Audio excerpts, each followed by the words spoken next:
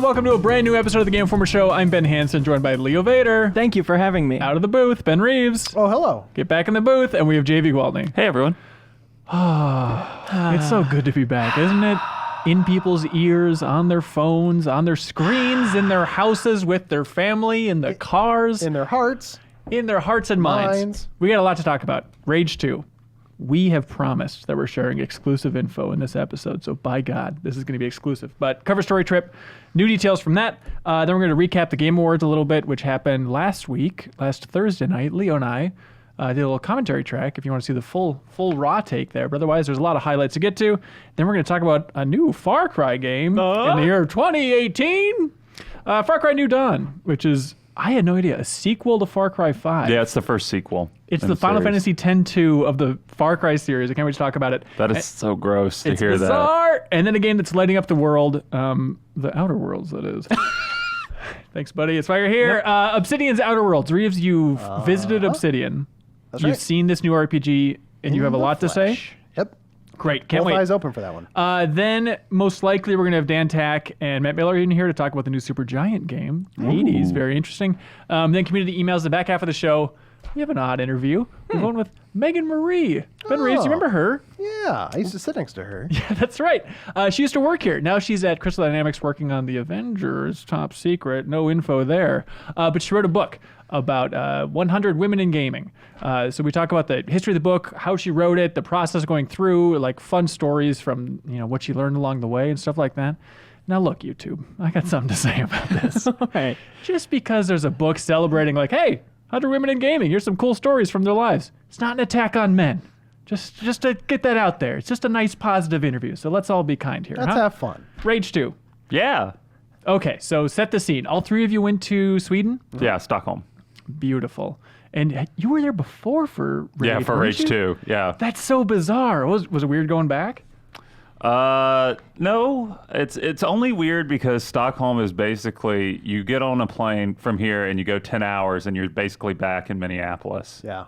It feels like St. Paul or something. It feels very comfortable. Yeah, it's just like, oh, your internal clock is now messed up. But Right. like the food's the same. All the people are talking English anyway. The weather's the same. It's the cliche Minneapolis weather that was in the Minneapolis Tony Hawk level, where it's overcast and raining all the time. So it felt very comfortable. Yeah. And then what did you see from the game? What was the layout, what you saw that's different from We the were rest the of the world first scene? people to explore the open world. So we got to actually, roam around in our junk cars that have missile launchers attached to them for some reason. Okay. It's real Two and a cool. half hours. Yeah, two and a half hours. Cool. We got to play like 2 or 3 story missions, see how the combat is, play around with the powers, and then they gave us a demonstration of stuff that we couldn't play with, like the gravity gun. Looks super cool. JV, this is why I love you, and I hope you know that I love you. Because you wrote a story on the site that just said Rage 2 has a gravity gun. It's like, mwah. In terms of headlines, that's what they should be. Just 5 words or less, get to the point. Not does Rage 2 have a gravity gun? Exactly. You'll never believe the answer. Click through to find out. Yeah, and also the super rad powers that let you throw enemies around and basically just turn them into red mush. It's real fun. Beautiful. Yes, but that's basically their view. We got 2 to 3 hours of gameplay and then got to see some stuff nobody else has seen. And the part that's a little insider, but that I love, is the fact that they actually flew out folks from id as well, that it wasn't just Avalanche there, right? Yeah, they flew out Tim Willits, who is a longtime id Software guy. He helped with Hexen and Quake and stuff. Of course, Hexen. Yeah. Okay, Leo, what's your takeaway from Rage 2? I'm really impressed. Sincerely. Check this out. This isn't cover story hype glow here. No, honestly, going into this, it was it was more of a, it's my turn to do a cover story. and I like what Avalanche has done. I haven't been super into any recent id projects, or certainly the first Rage was fine but didn't blow me away. Mm-hmm. But this game is Avalanche as hell. Yeah, it's the best way to think about it is, if you play the original Rage, don't think about it as a sequel to Rage. Think about it as a cousin to Bulletstorm. That's what Leo's pitch was too. Yeah, the open world Bulletstorm. Yeah, that's very much what it is, without as much dick humor. There's still some kind of gross humor in there, but it's not oh my God. Bulletstorm, lack of dick humor. That's peanut butter and chocolate. Yeah. I think it's too early to confidently say there will be a lack of dick humor in this game, but it's an example of how it's an open world Bulletstorm, a bit more of a dynamic Bulletstorm. Bulletstorm had a lot of kicking people into spike walls was one of the things you can do. Yeah. And now there's a power called Barrier, which will block damage from you, just throws a barrier right in front of you, and you can kick people into that and they'll turn into mush. So you're setting up your own combos with the different powers rather than doing them based on the environment. Yeah. And what's the point? Is there like the high score meter like there was in Bulletstorm? No, or? there's no high score meter. It's just fun. It's just fun to do. Like the powers I'm are gonna write just this down. ridiculously fun. Like one of them is like called a vortex grenade, and it's basically like the glue of your arsenal. Like you throw it and it like sucks all the enemies in there. So you can do that and then pop a grenade. And like it just floats to the center and blows them to pieces. That's awesome. Like there's just tons of combinations. The reason to do it, as far as I understand it, is there are kill combos. So you want to be killing fast to earn your overdrive faster, which is when you can go shoot without reloading and kick way harder, stuff like that. But the other reason is because it's a lot like the new Doom in that you have to be constantly moving to not die. You have to be using deadly. these movement abilities. There's dashing, there's double jumping and hovering in the air. That's All that awesome. stuff you've got to be using in combat to avoid getting shot. Because you die really fast if you stand still. Fun fact I didn't know about this game was that Ben Reeves actually saw it too. I don't think that's true. Oh yeah, you were Did there. you have the same take? Oh, well, I was letting these guys go because they're really enthusiastic about it. Uh-oh. And I feel like I was ready to blow my brains out. No, I'm not. I don't want to say I'm down on it, but I definitely was like not as enthusiastic. But I liked exploring that open world, and we played it first thing, which I think was maybe a mistake because I was like messing around with powers and stuff, doing them one at a time, exploring the world, which feels a little bit barren, and even for like a post-apocalyptic We'll get into barren it? Okay. world, like it feels barren. But then they showed us that demo where they did all the powers, and you're like, oh, this game looks really cool. Like showing them, seeing how they would use the powers in conjunction with one another and like throw people in the air and then throw people through shields, like everything they just described looks really awesome. I'm like, oh, now I want to go back and play it. Right. And see if I can do that. Like, but the way I was playing it was wrong. It was the combat designer, right, who was playing it? Yeah. Him playing it in front of us in like the gray box, spawning different enemies over and over again and killing them in different ways. It looked like we were watching a gameplay trailer. It flowed together unbelievably well when somebody that's really awesome. talented was at the stakes. I did one combo that was cool when I was playing. I did a double jump. I saw people down on yonder ridge where people like to hang out. Yonder. I double jump, dashed over, and then slammed down on them. Used the slam ability. That's a fine combo.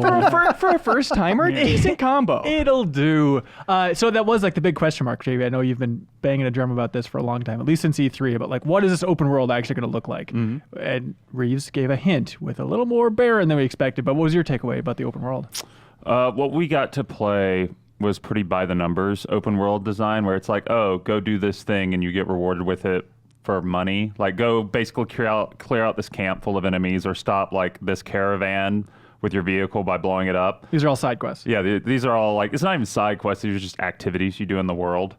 We only got to explore the desert area. What I will say is that there are more biomes that we didn't actually get to go play around in that look much more impressive. Right. Like, we were pretty much stuck in Mad Max land, but you know, they did a flyover demo and they took us to another place, which was like a swampy marshlands that's just filled with like this biker gang called the Roadhogs, who are disgusting and awful, and they build like junkyard mechs and stuff. That sounds fun to Yeah, look at. It was really cool. Yeah, it's really fun to look at, but at the same time, like, it definitely smacks of like traditional open world Far Cry stuff. Yeah. Okay. It For better or feels for worse. Right. like okay. like open world design from like 5 years ago. Wow. Yeah. Holy. What the? I feel the opposite about it, actually. Okay. It reminded me, you know, Breath of the Wild has kind of landmarky design where you're The seeing best interesting open world things. ever made? Sure. Okay. You're seeing interesting things and you're going there and you're being rewarded by the experience you have there. And that feels like a trend that a lot of open world games have done. And I felt like Rage 2 established that pretty well. Wait, I what? didn't do any You're of- comparing Rage 2 to Breath of the Wild? in that it's an open world where it's landmark based, because you'll see like this city built on this broken piece of highway that's just standing on one column, and you'll go explore it, and once you get there a mission starts, because they're all based on, not all of them, the side missions are based on the location, where it's destroy all these gas depots once you get there. And Oh, so interesting. Okay. it was me driving around. I didn't do any of the story. I just explored the open world, and I would drive around and see things and go there, and there would be a mission there, and I would do it. Call us out, readers. If this game comes out and it's not as good as Breath of the Wild, we'll eat our words. Yeah, one of the cool things is, like Leo said, you can go and explore stuff and find stuff out there, but you can also like sort of just talk to NPCs and they'll give you hints about something like, oh, you might want to go check out this place that's, yonder. That's going to be the word of this podcast is Right. yonder. It's a big theme of the game. And you'll find like a rocket launcher or something. So, it definitely feels more interesting than like, oh, big mission pointer, go here. Right. It does feel like there is an active discovery there, but I still feel like the end product from what I've seen is it's going to eventually just be a checklist that you put together, if that makes sense, as opposed to the game just spitting one out at you. Yeah. So I don't know how that's going to turn out in the final product, but I do think there's promise there. I'm definitely more excited for it than most open world games, just because I think like so much of the combat is going to be doing so much of the work, like the tools that they give you, that the open world design isn't necessarily going to be like breaking the game, even if it's not the greatest. Like I just really like that combat. Yeah. I didn't want to come across too negative either. Like I did like the game, and what I saw, especially after my demo, got me more excited about it. I just feel like I didn't want to like overhype it, and like the world mission design feels very traditional to me. Yeah. So I think just knowing, and I don't even say that's bad. I think people will like this game if they like that kind of mission design and that type of open world. Just knowing what it is ahead of time is helpful. Yeah. Did you guys all play Mad Max? Yes. Avalanche Sweden's last game. Does Yep. it feel a lot like that? No, it feels more arcadey. Right. And you're not necessarily like harpooning cars. Like Mad Max, it felt like you were just driving something that was huge and tanky, even though like it was just like such an ordeal to move around. Like everything in Rage 2 is the physics are more exaggerated, and it's more arcadey, I feel like. Yeah. One thing I liked is I was like driving through the countryside, and like you see other NPCs occasionally, and for some reason I started shooting him. And he was like, no, I got a family or something like that. And I'm like, oh, and I just felt bad. I was like, I don't want to attack this guy anymore. You're the worst character in the post-apocalypse. Yeah. Oh, gee, my bad. The thing I'll most be using driving for is when you're driving, you can hold X on controller, I believe, to eject, and you fly 30 feet in the air and the car keeps going. And once you're out of the car, it's glass fragile. It'll explode when it hits anything. Oh, that's fun. Yeah. So it's like the Batmobile launcher almost from like Arkham Knight. That's Exactly. cool. Yeah, you can fly up and then combo it into a slam from there.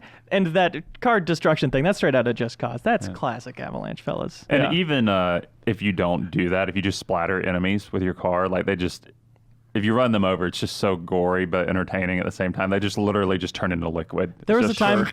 There was a time where I was in some random gang battle. Two of the factions were fighting each other, and I got in the middle of it, and then a car came roaring through, and they got turned to mush in front of me, which was Everyone's some so fun. soft in the post-apocalypse. Yeah, when I had overdrive on, which you become more powerful doing anything, I slid into someone's legs, and they just popped off, and he fell on the ground.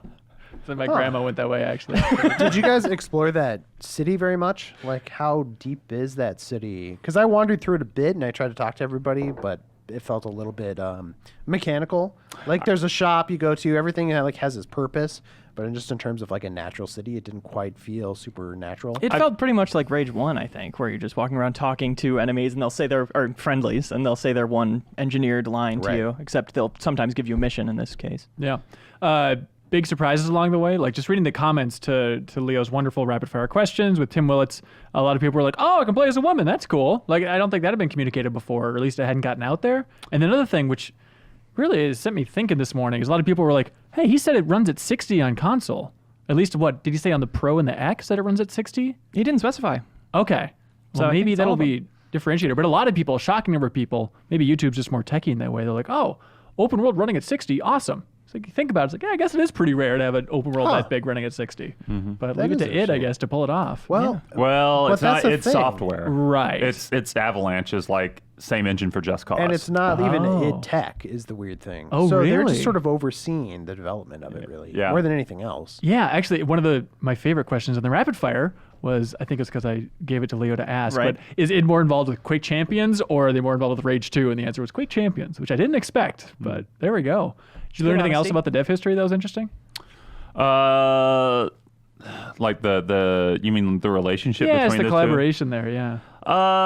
No, I just think it's like it was very much like, oh yeah, this collaboration is different because we're not just licensing out the engine, because they've done that for a bunch of stuff, or they've done properties like Wolfenstein with Machine Games. Obviously, they're just Right. kind of like, yeah, you guys do whatever, we don't care.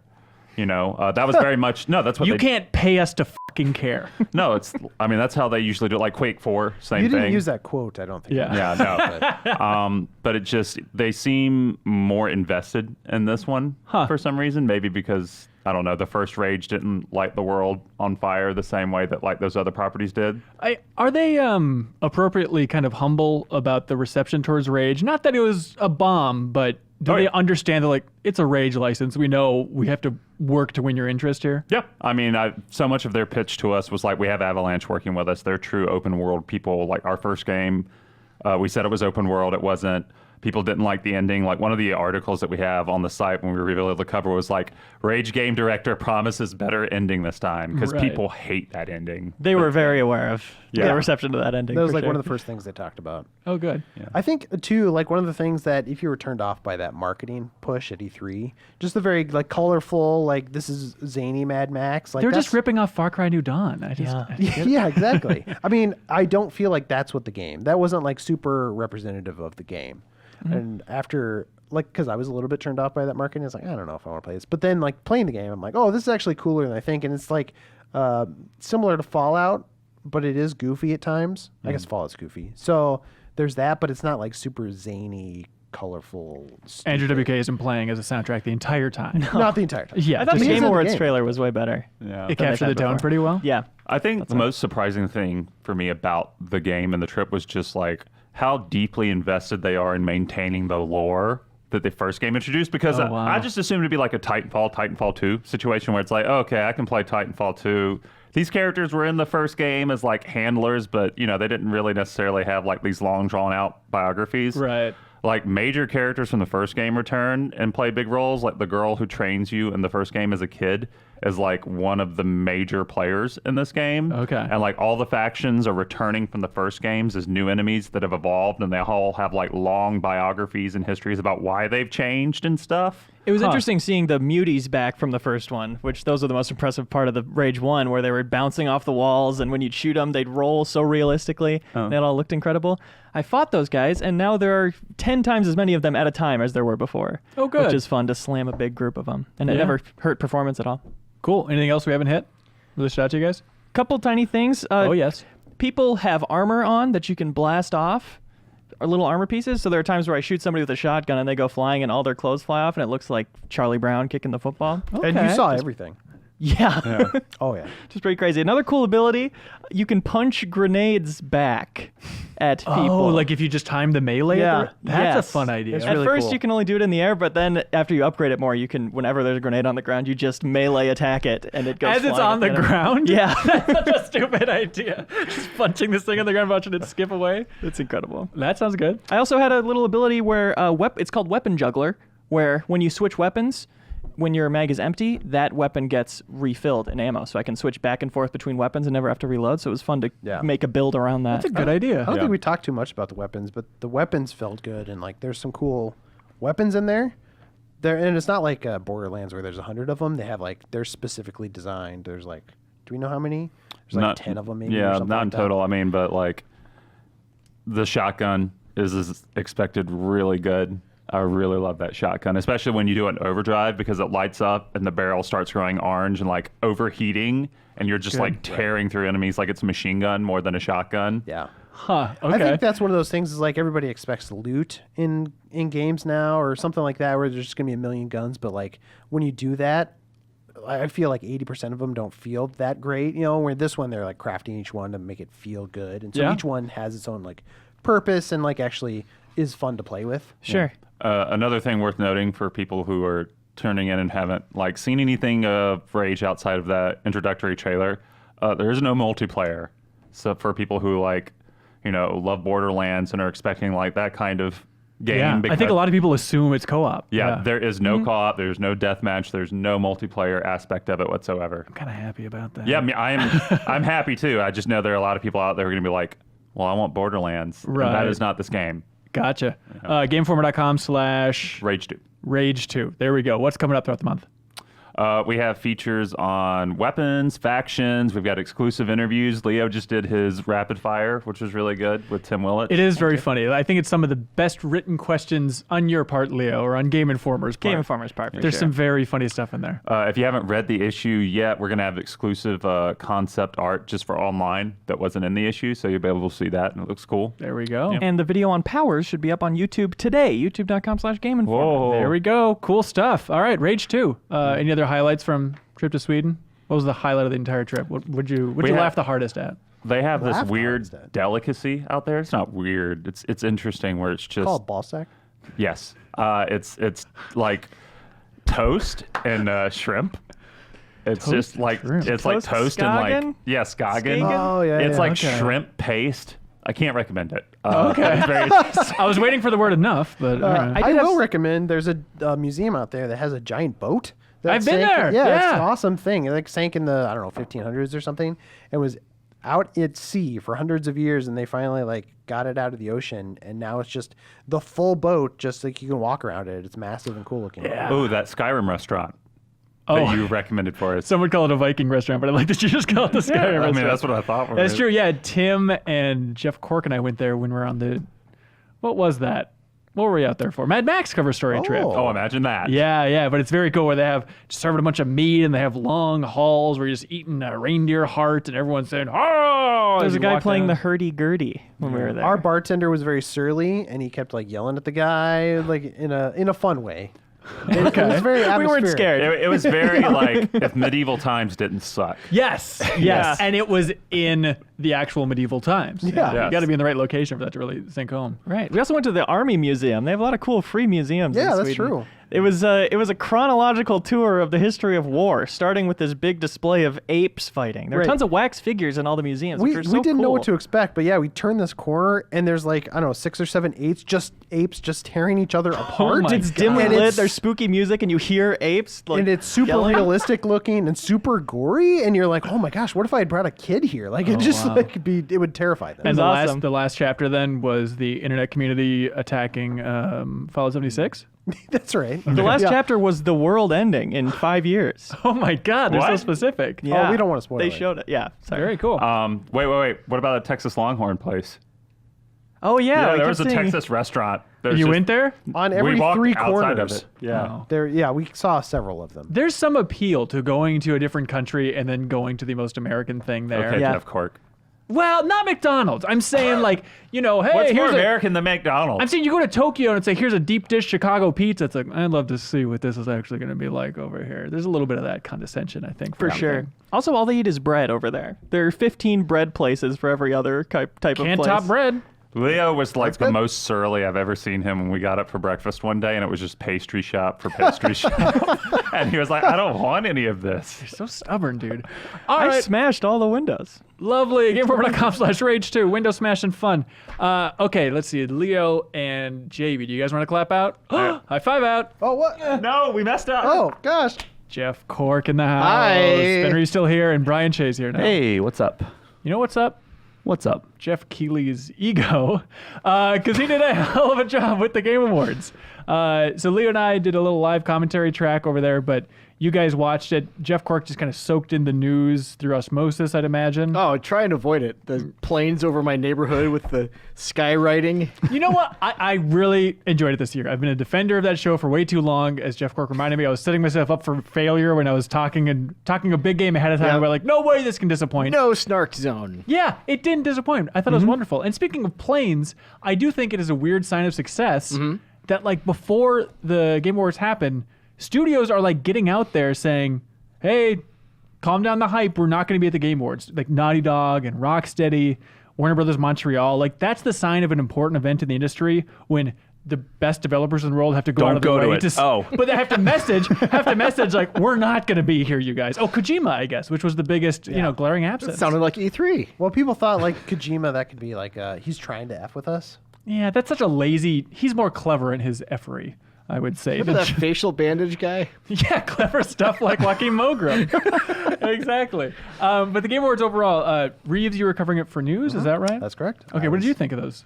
big I shows. liked it. I do get cynical about it, and part of me still thinks that it's kind of a shame that we have to like wrap a bunch of news around it for us to care about an award show. That's a separate issue. What did you think about the Dice Awards last year? Oh, loved them. Did you watch them? No. Case in point, you asshat. No, I'm saying it's sad that we do. Like the only I know, reason but otherwise people... no one would watch it. You wouldn't watch it. That's No what one- I'm saying. Is it's sad that that's the only reason I we know! watch this. So, But what are we check saying and here? You guys need mate, to agree with each other harder. dickhead. So that put aside, I think we all agree, the show was good. I thought the awards were interesting, and also the announcements were cool. Brian Shea, do you agree with that or disagree with that? I think it's perfectly fine that we have announcements wrapped into it, but yeah, I think that outside of a failed bit or two, it was a very good show. The Muppet bit. Yeah, Tell me about the Muppet bit.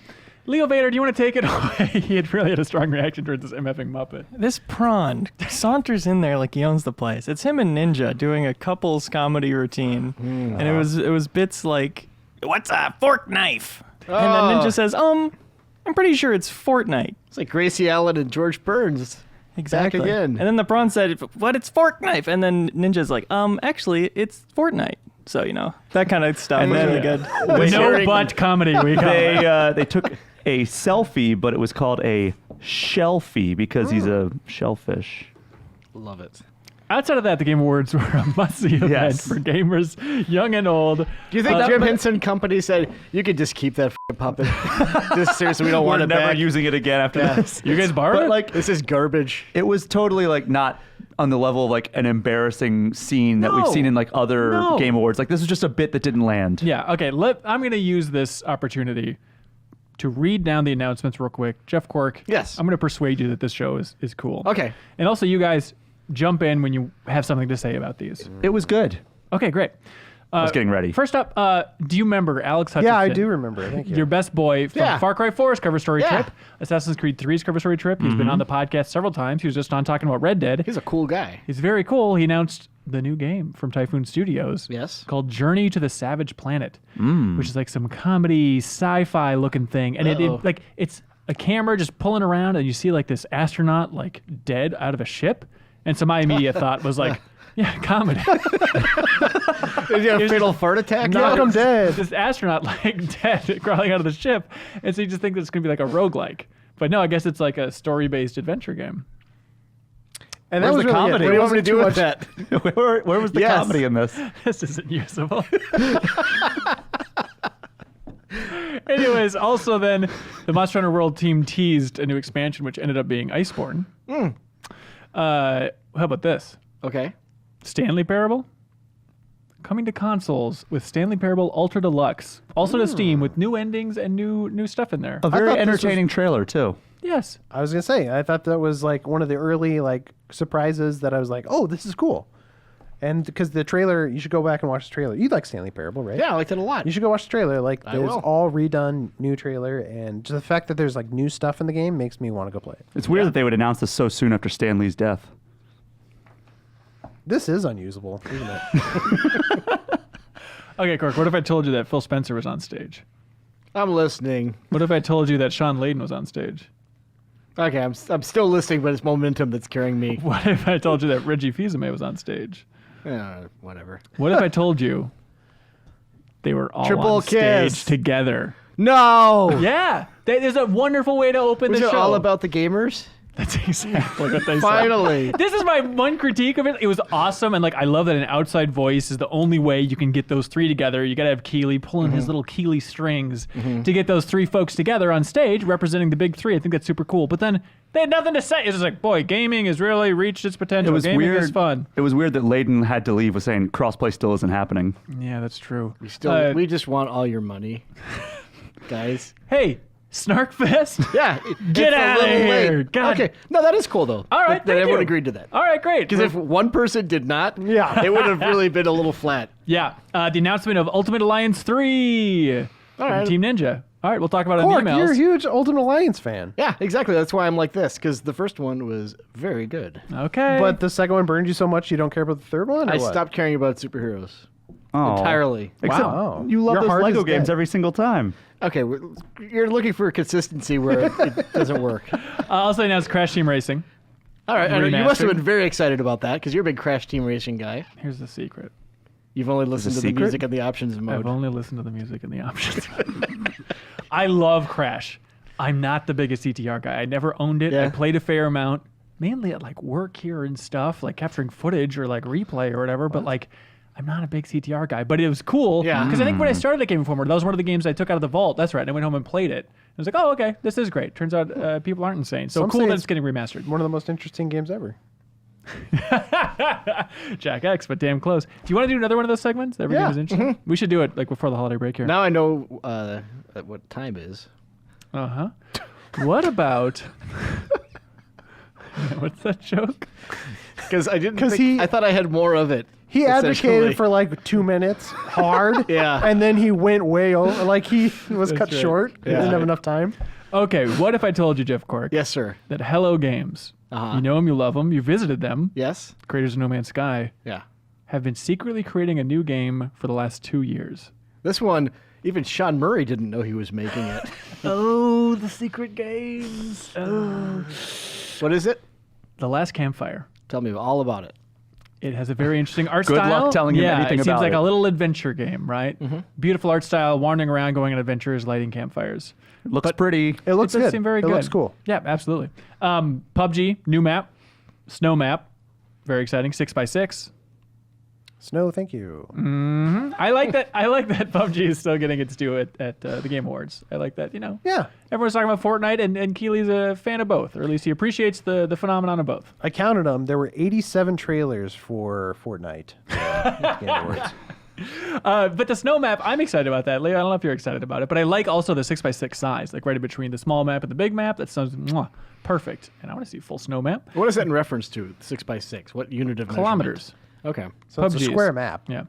Oh, wrap your mind around this one, Jeff Cork. Okay, I'll Ready for try. this? You remember Journey? Yes. They're putting it on PC. It's going to be in the Epic Games Store. Isn't that weird? Was that announcement they said everyone's going to lose their mind about? Oh no, that's still unclear what that exactly was. But Because they said that there was going to be some Epic Games had something in their back pocket. oh, well, they for launched like the games- Epic Games Store, Right, and but a there was couple going to be games. one game in there people were going to lose their flipping minds over. Everybody had a different game in mind. Oh, it's probably the Supergiant game, Hades, that we're going to be talking about later on the podcast. All right. Yeah. Anyways, Journey on PC. I think it's wild that Sony game is going to be put on PC. Yeah. I think it's crazy. You guys speculated that Dreams isn't far behind. You think that's true? Well, here's how it works, right? Is Leo and I, we started, just our minds were reeling about what they could possibly announce here. And it's like, oh, Dream said they're going to have a beta in 2018. Last I checked, 2018 is getting real close to the end, but they've promised it over and over and over and over again. So I thought they're going to say the Dreams beta is out today. And then it was like, oh, also, I think Dreams will eventually come to PC. And it's like, that'd be a cool announcement at the Game Awards as well. Media Molecule was there in the past of saying, also, it's going to be on PC. How'd that turn out? Nothing. What if Oh. Dreams is just vaporware? It's not. Yeah. Anyways, they right. teased the new Dragon Age, the Dreadwolf Rises. Very How exciting. did they tease it? Some Logo? cryptic. Yeah, like It was a panning hashtag. over. It wasn't even a logo. It was like a pan out from like an image, and then they had the hashtag the Dreadwolf Rises or some crap. They didn't even show Dragon Age logo or anything. true. Was Yeah, it there was- literally a hashtag? Yes. It was literally a hashtag. Oh, no. They were really hoping people were going to Yeah, make ev- that trending. Even Sekiro last year, at least they didn't do the Shadows Die Twice as a hashtag. They just left it nice and ambiguous. First But to my Nana who's not feeling well, hashtag the Dreadwolf Rises also. But I like clearly it's a messaging, right? Of like, just in case people aren't sold on Anthem, they showed a new Anthem trailer with a villain, which I thought was very lame and very disappointing. But we'll see how the actual game turns out. But I think it's just BioWare being like, if you're not into Anthem, we're still BioWare. Here's a little tease. Dragon Age is a thing. Here's what some we're afraid CG. of. Hey, remember Saren? Oh, a good villain? He was cool. Yeah, he You was. mean Soren? Yeah. Is this going well? I'm gonna keep plowing ahead. I'll just through keep this my endless trying. winter. Don't. The path Swing list from the away. creators of Abzu, new Stranger Things 16-bit game, Mortal Kombat 11. They had a fantastic fake-out tease that completely fooled Leo because he's a big old was dummy. So Ed Boon got on stage and he's like, "I'm here to announce best sports sports and racing game. and racing game." And then they started to roll the clip, and then like Scorpion's little catcher broke through the screen. His catcher. The iconic catcher. Hanson was screaming Come at and the get screen. some over here now. They got the Mortal Kombat guy just doing sports and racing. Give me a break. Right as then the screen shattered. It was like the best full psych out you could hope for. They got him good. so good. It's true. But as Lee and I discussed, I do love the subtle admission, at least, that like they had to choose a category to do that to, as like the psych out. And so clearly, it's still a slap in the face to do it to the sports racing. Also, one. 2K Sports. Because they did show the announcements off right after that. They After did, that, they yeah, did, he actually did present their award after that. Right. But still, if it would have been Game of the Year, that wouldn't have worked. For that Oh, no. joke, it has to be the worst category. What do you think Mortal Kombat was one of the bigger gets though for the I show? think so, for sure. for Like, sure. I think that was a huge announcement. Yeah. Yeah, And that was a cool absolutely. trailer, too. They were really going at it. They really were. They didn't hold back. Is that what you say? They were fighting hard. Oh. I don't know. I have nothing else to say with that joke. Psychonauts 2 trailer. Phil Spencer was out there for a little Again. one of those little one-on-ones with Keeley, where he's like, "Hey, we're up overlooking the crowd, having a little chit chat," and then Jeff Keeley, get a load of this. His favorite little moment. Jeff Keeley said like, "Hey, good year for you guys," and Phil Spencer just goes, "Good year. We could do better." Yeah. Like I love the idea of the spokesperson for all of Xbox. You know, wasn't our best. Well, he's honest. If He's nothing honest, and I appreciate that. It's just, I think it's awesome to have that kind of honesty coming from somebody. Just I think that's one of the things people people like about him. Yeah. Yes, and why absolutely. he seems so. He's like a relatable guy. You're like, I could see myself hanging out with him. I could see myself living his life. Yeah, I think I could really get at it with him. This is unusable. Don't know. else. What a nightmare this segment has been. Do we keep this segment, Leo? I love it. Okay. Joker from Persona 5 is going to be in Smash Brothers. The highlight of the show for me. It was My such a favorite good trailer. announcement. So much fun just to have the reaction of like, okay, Persona 5 coming to Switch, Persona 5 new dancing game. What is this going to be? And then they have this little envelope and flip it around. Imagine another dancing game so soon. That'd be awesome. That'd be awesome. But just flipping the little thing around, seeing that Smash logo, who could have expected that? That's incredible. It was great. Yeah, never They seen panned it across the coming. audience and people had their mouths open. It was a big deal. And it was weird because surprising. centipedes were crawling out of their mouth. Oh my lord! He's going for something weird. And then Jeff Kaplan from Overwatch fan comes out to give the God of War. I'm sorry, the game of the Oh, he bungled it. to give the Game of the Year award, and he Yes. walks out and he says, "Lottie Dottie, who gets the Gotti?" He did say that There's a sentence that adult man said into the microphone. at the top honor of this award show. Yeah, I loved it though. It was fun. It turns out it was God of War, and everybody rioted, but it was a good time overall. Yeah. Leo, anything we missed? What was the highlight for you, man? Wow, where do I start? I had a lot of fun watching that show. I don't know. Outer Worlds looks really interesting. That Rage 2 trailer, I've gone back and watched again. I think it's a really good trailer. Oh, okay, right on, man. And that PUBG trailer with the bird, that was surprising. I kept thinking I knew where it was going, and then I didn't. There's this little PUBG People were trailer with very a bird upset. that Leo like What was the effing bird doing? crying about. I don't know. So Oh, also the bird, Red Dead like, performance. Speaking of crying. Oh yeah, Red It was Dead very good. music. They had a The- medley of Red Dead's music. the orchestra was Some very of the good. music, yeah, was really good. Yeah, for sure. Except Did people throw chairs when Red Dead didn't win Game of the Year? No, people applauded mostly. I think Yeah. people were overall pretty happy with it. Yeah. Shannon, head of the studio there at Sony Santa Monica, she read her acceptance speech off her phone. Yeah. Which I don't know how I feel don't about like that? In portrait mode or landscape? It was vertical. However you want to frame Portrait. that. Yeah. I feel like just print something out. Do you think Corey Barlog, when he accepted his award for best direction in a game, was about to cry? It looked like he was on the edge. I think so. Because I'm a cynical SOB, except for everything when it comes to the Game Awards. Because I'm so cynical, I saw that and I was like, his reaction when he cries seeing the review scores for God of War, it's like well over 1 million views. Like I think he's playing knows. into Well, it I mean, a little. speaking of things that they chute played full of into, thumbtacks he's stepping on. He's like, give the people what they want. No, they want I to think see tears. that seemed like a great choice. they had for the that. Kratos and the Atreus voice actors present Oh, something that on was actually stage, cool, yeah. and turns out saying "boy" in Kratos' voice is still amusing. Well, it's just cool to see both of them together, Yeah, Yeah, that guy. like the real actors. I saw his jacket. It was quite a jacket. It was. It's bombastic. And It's that awesome. kid looks just like He Atreus. does. Like I don't Yeah. think I've never like bothered Googling the actors to see what they look like. right. Like, oh yeah, he's got the same little squinty-eyed look. Right. and yeah. Arthur Morgan's voice actor took the stage. Yeah. That was cool. That's true. Was he look Scottish like? or something? He's Irish, as YouTube informed me. He looks a little bit thicker than Arthur. Yeah? Does he have it in for the O'Driscolls, or does he actually feel a solidarity with them? Ooh. No, but he was very nice. He's like, it was tough to leave Arthur at home or leave Arthur at work every day. I'd come home for 5 years, and my wife would have to tell me to leave Arthur at the door. And just a nice reminder that he was recording He's that married for to a 5 real years. Abigail type. You thought the game took a long time to play. Anyways, you guys, This has been a good dry run of this segment. Should we Yeah, actually do it finish now? our recording. I think it's now. going to have some good jokes. Some honest reactions. Leo, next time I go up to you in the bullpen when we're talking about recording like a bullet point list segment, stop me from doing that.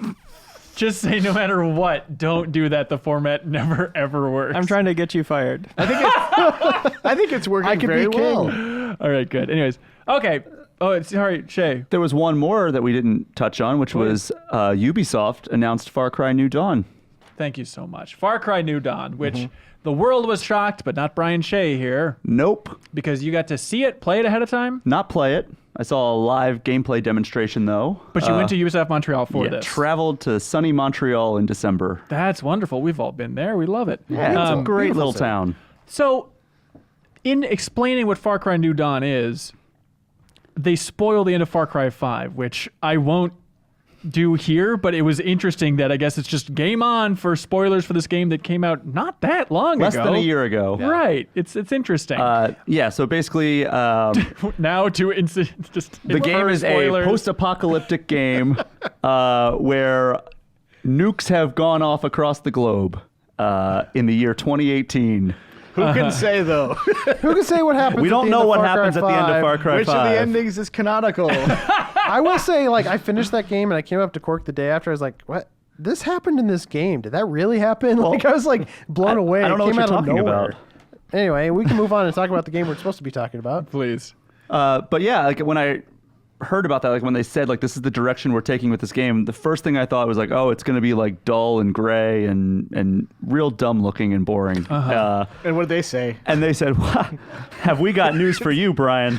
Which was, we got pink everywhere, pink and purple and graffiti It's still kind of and dumb looking, but yeah. vegetation and But it's cool. They got a lot of crap, I think. Well, a fair amount of crap with Far Cry Primal for reusing the core of that map, at least. They remixed it a lot, but then people were like, wait, the river, the geography is exactly the same. And That's the dumbest controversy ever, by the way. Oh, yes. I think that is absolutely insanely stupid. Anyone who Because- griped about a map being reused, I just can't fathom how that is an because issue it's for not people. hey, Far Cry Primal, the rest of it is so different. Yeah. I'm sick of this hill. Yeah, and then you know what? Pretend that it took place in the same place. Far Cry different felt millions of so years earlier. different. It didn't matter that the map Yeah. was the same. Yeah, Far Cry different, pretty different.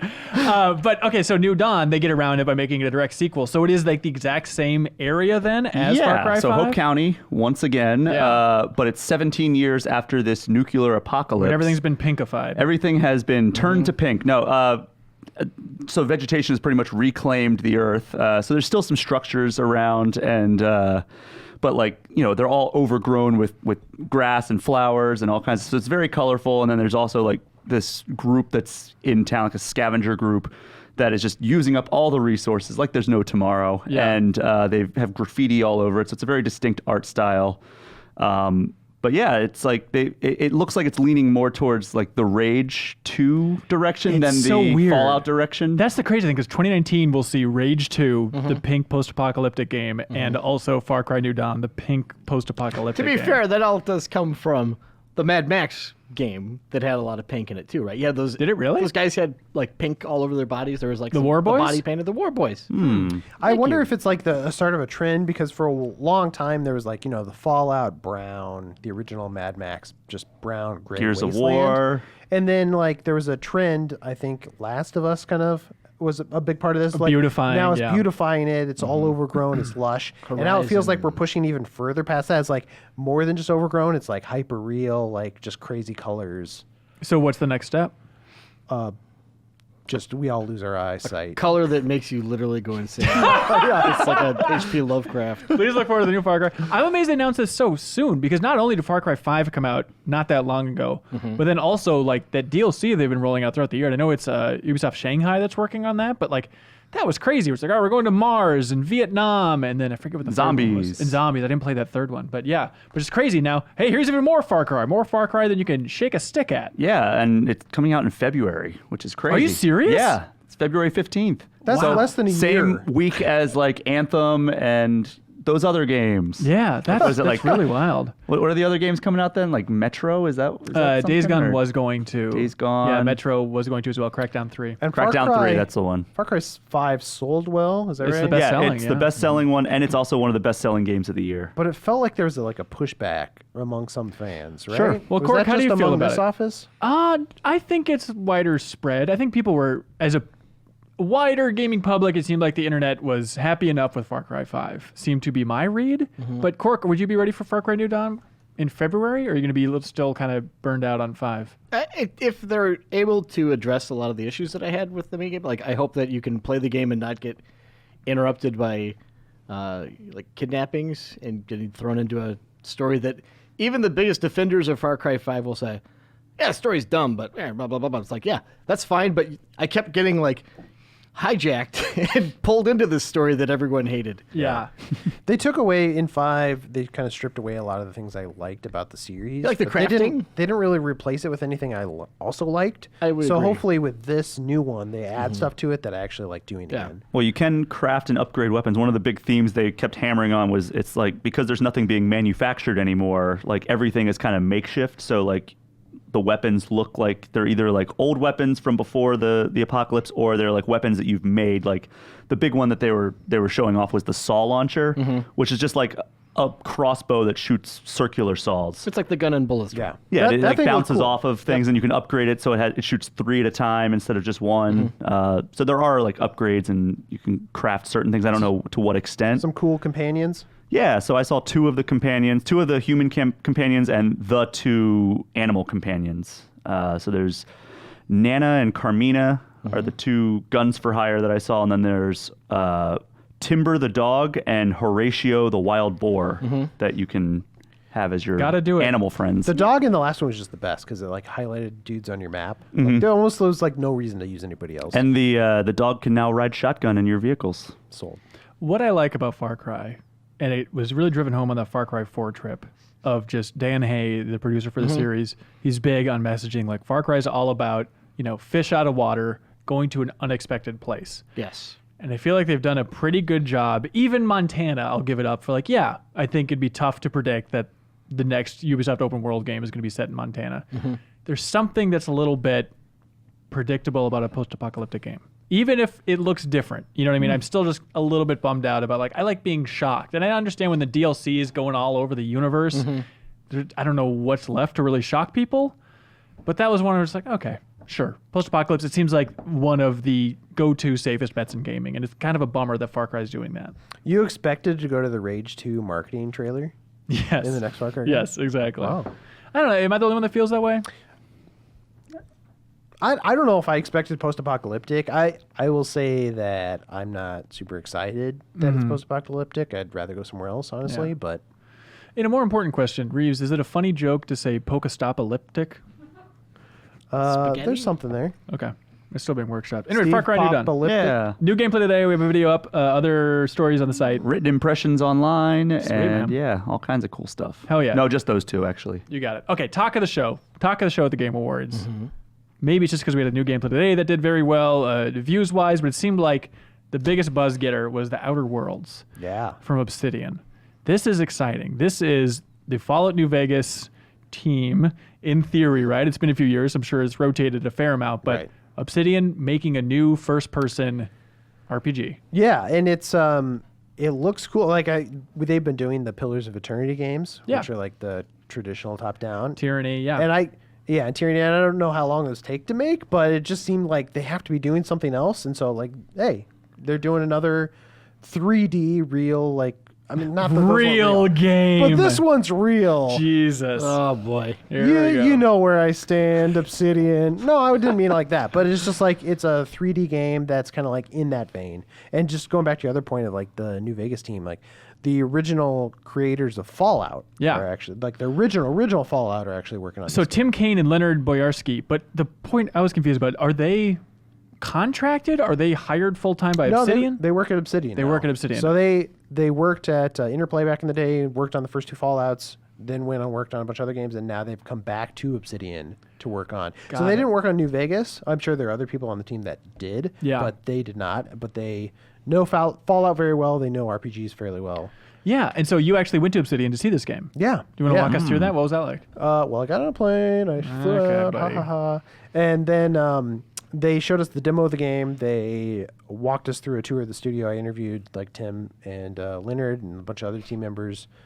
We saw about, I want to say 45 minutes of the game. A pretty good chunk. We put only part of it up on the new gameplay today where we cut through it. Yeah, we don't have the rest of that footage. Just to be clear, we're not holding anything back. Here's everything we have. We saw more than that. They just Right. didn't give that all to us. Yeah. But I think it looks cool. Like it's a sci-fi adventure. It definitely looks mechanically a bit like Fallout. Just like I don't know if it's the same tech, but it looks like it could be the same Well, tech. it can't be because it's not Bethesda's Yeah, engine. that's a it's them Bethesda using engine. Unreal. But it's crazy that But it's crazy how much it looks like that. to make Unreal and Obsidian in the year 2018 or 2019 when this game comes out, like kind of like, oh, let's make it look like Bethesda's engine would around like 2007-ish. You know what I mean? It's just a bizarre kind It of looks callback. visually more polished than that, Oh, I'll say. absolutely. But Yeah. even like going into the conversations, I know this isn't necessarily an engine thing, but yeah, having the camera like lock on, Right. which feels antiquated, but I think that community, they're so hungry for another experience Oh, like yeah. that they're just eating it up. Yeah. So it's got that Fallout vibe, but then it also has a bit of Mass Effect in that you have your own ship and you're flying around this this whole solar system. Like physically, like you were in Mass Effect as well, like actually piloting the ship around. We didn't get to see the movement between places, but Yeah. you can touch down on different places. There's 2 big worlds that you explore, but then they said there's other places like moons and space stations and other places that you'll settle down as well. So you're Yeah. exploring the whole solar system. Yeah, and it sounds cool. Like it's very humor driven because those guys like humor. They like really dark, like weird humor. There's a place where we were wandering by a station called Antibiotics, but it was spelled anti, like your Auntie. Aw. Yeah, auntie. Better way to Antibiotics. pronounce that for the There you joke. go. Yeah. Or there was another one that there was a secret base and it was like written in neon. There's the doors. Like, all right, this is the door to the secret base. Sincere question though. Yeah. Do you think it was funny?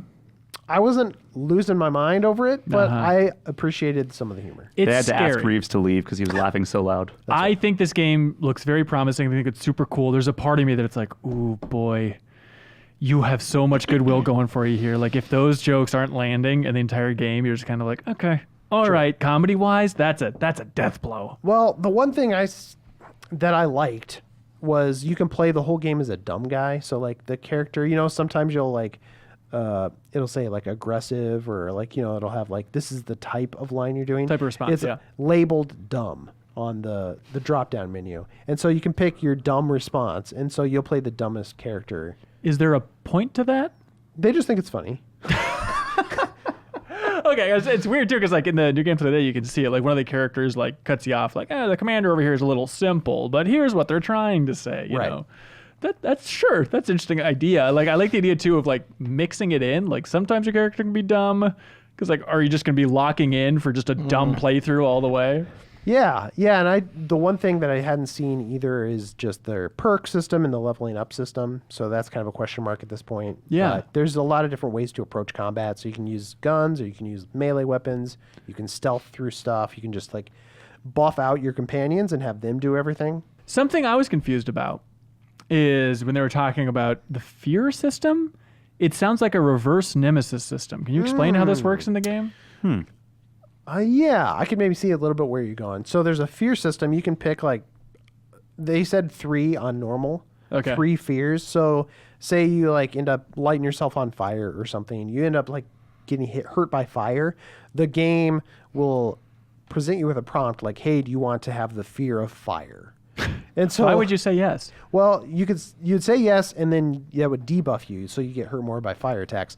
But Right. you might want that because it would add a new perk. Like you would get a perk to add to something else, so you could buff yourself out in another area.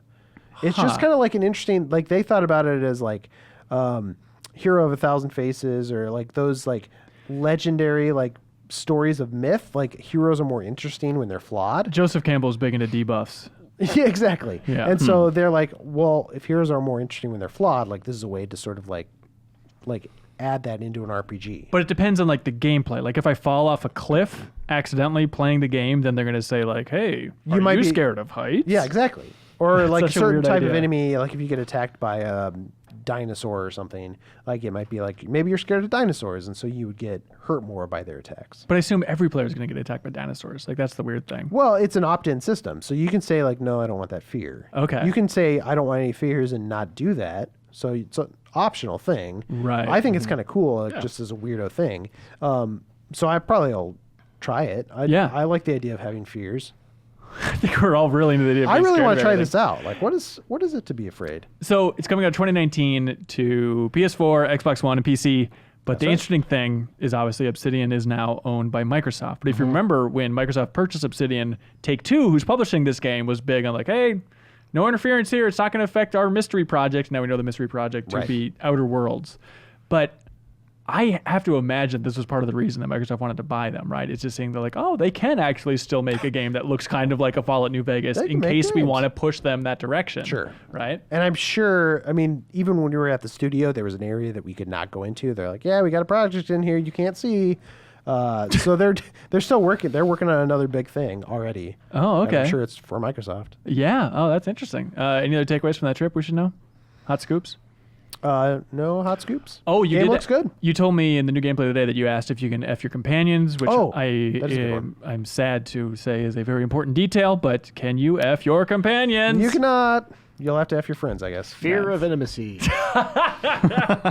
Very cool. All right. Hey, Game Awards. Hell of a show, right? Hell of a show. Flawless. Sweet. Do all you guys want to clap out? Bye. Hey, welcome to the show. We have Matt Miller. Hey, somehow Ben Reeves came back. My clapper's broken. What happened? And Dan Tech. Hey. Hey, we're talking about a new game from Supergiant Games. Surprise! Hey, their last game, Pyre, came out like 13 weeks ago. What in God's name is going on here? Those guys move like the wind. So this is the team behind Bastion and Transistor, and now their new game is an Epic Game Store exclusive For on now. PC. It's Just for coming. now. I think it's timed I think they've exclusive? said that they're gonna come to other platforms, but the only place you can play it in early access right now is the Epic Game Store. Very interesting. I think that's and it's an official get on Epic's part. What type of game is this? It's a rogue light with narrative elements. All right. Yeah, that's what it is. Can someone help me between the roguelite and roguelike thing? Sure. A strict roguelike does not have any progression elements from playthrough to playthrough. You start, you go, that's it. Okay. There's You no, die and you you're not actually getting stronger. Oregon Trail. So something like Yeah. Dead Cells is a rogue light. Yes, it Because there is. are It is. progression. It is, but it has. It's less of a roguelite than Correct. this one, which offers more permanent progression. Dead Cells, you get new options of stuff to find in runs, which technically makes it as a progression element.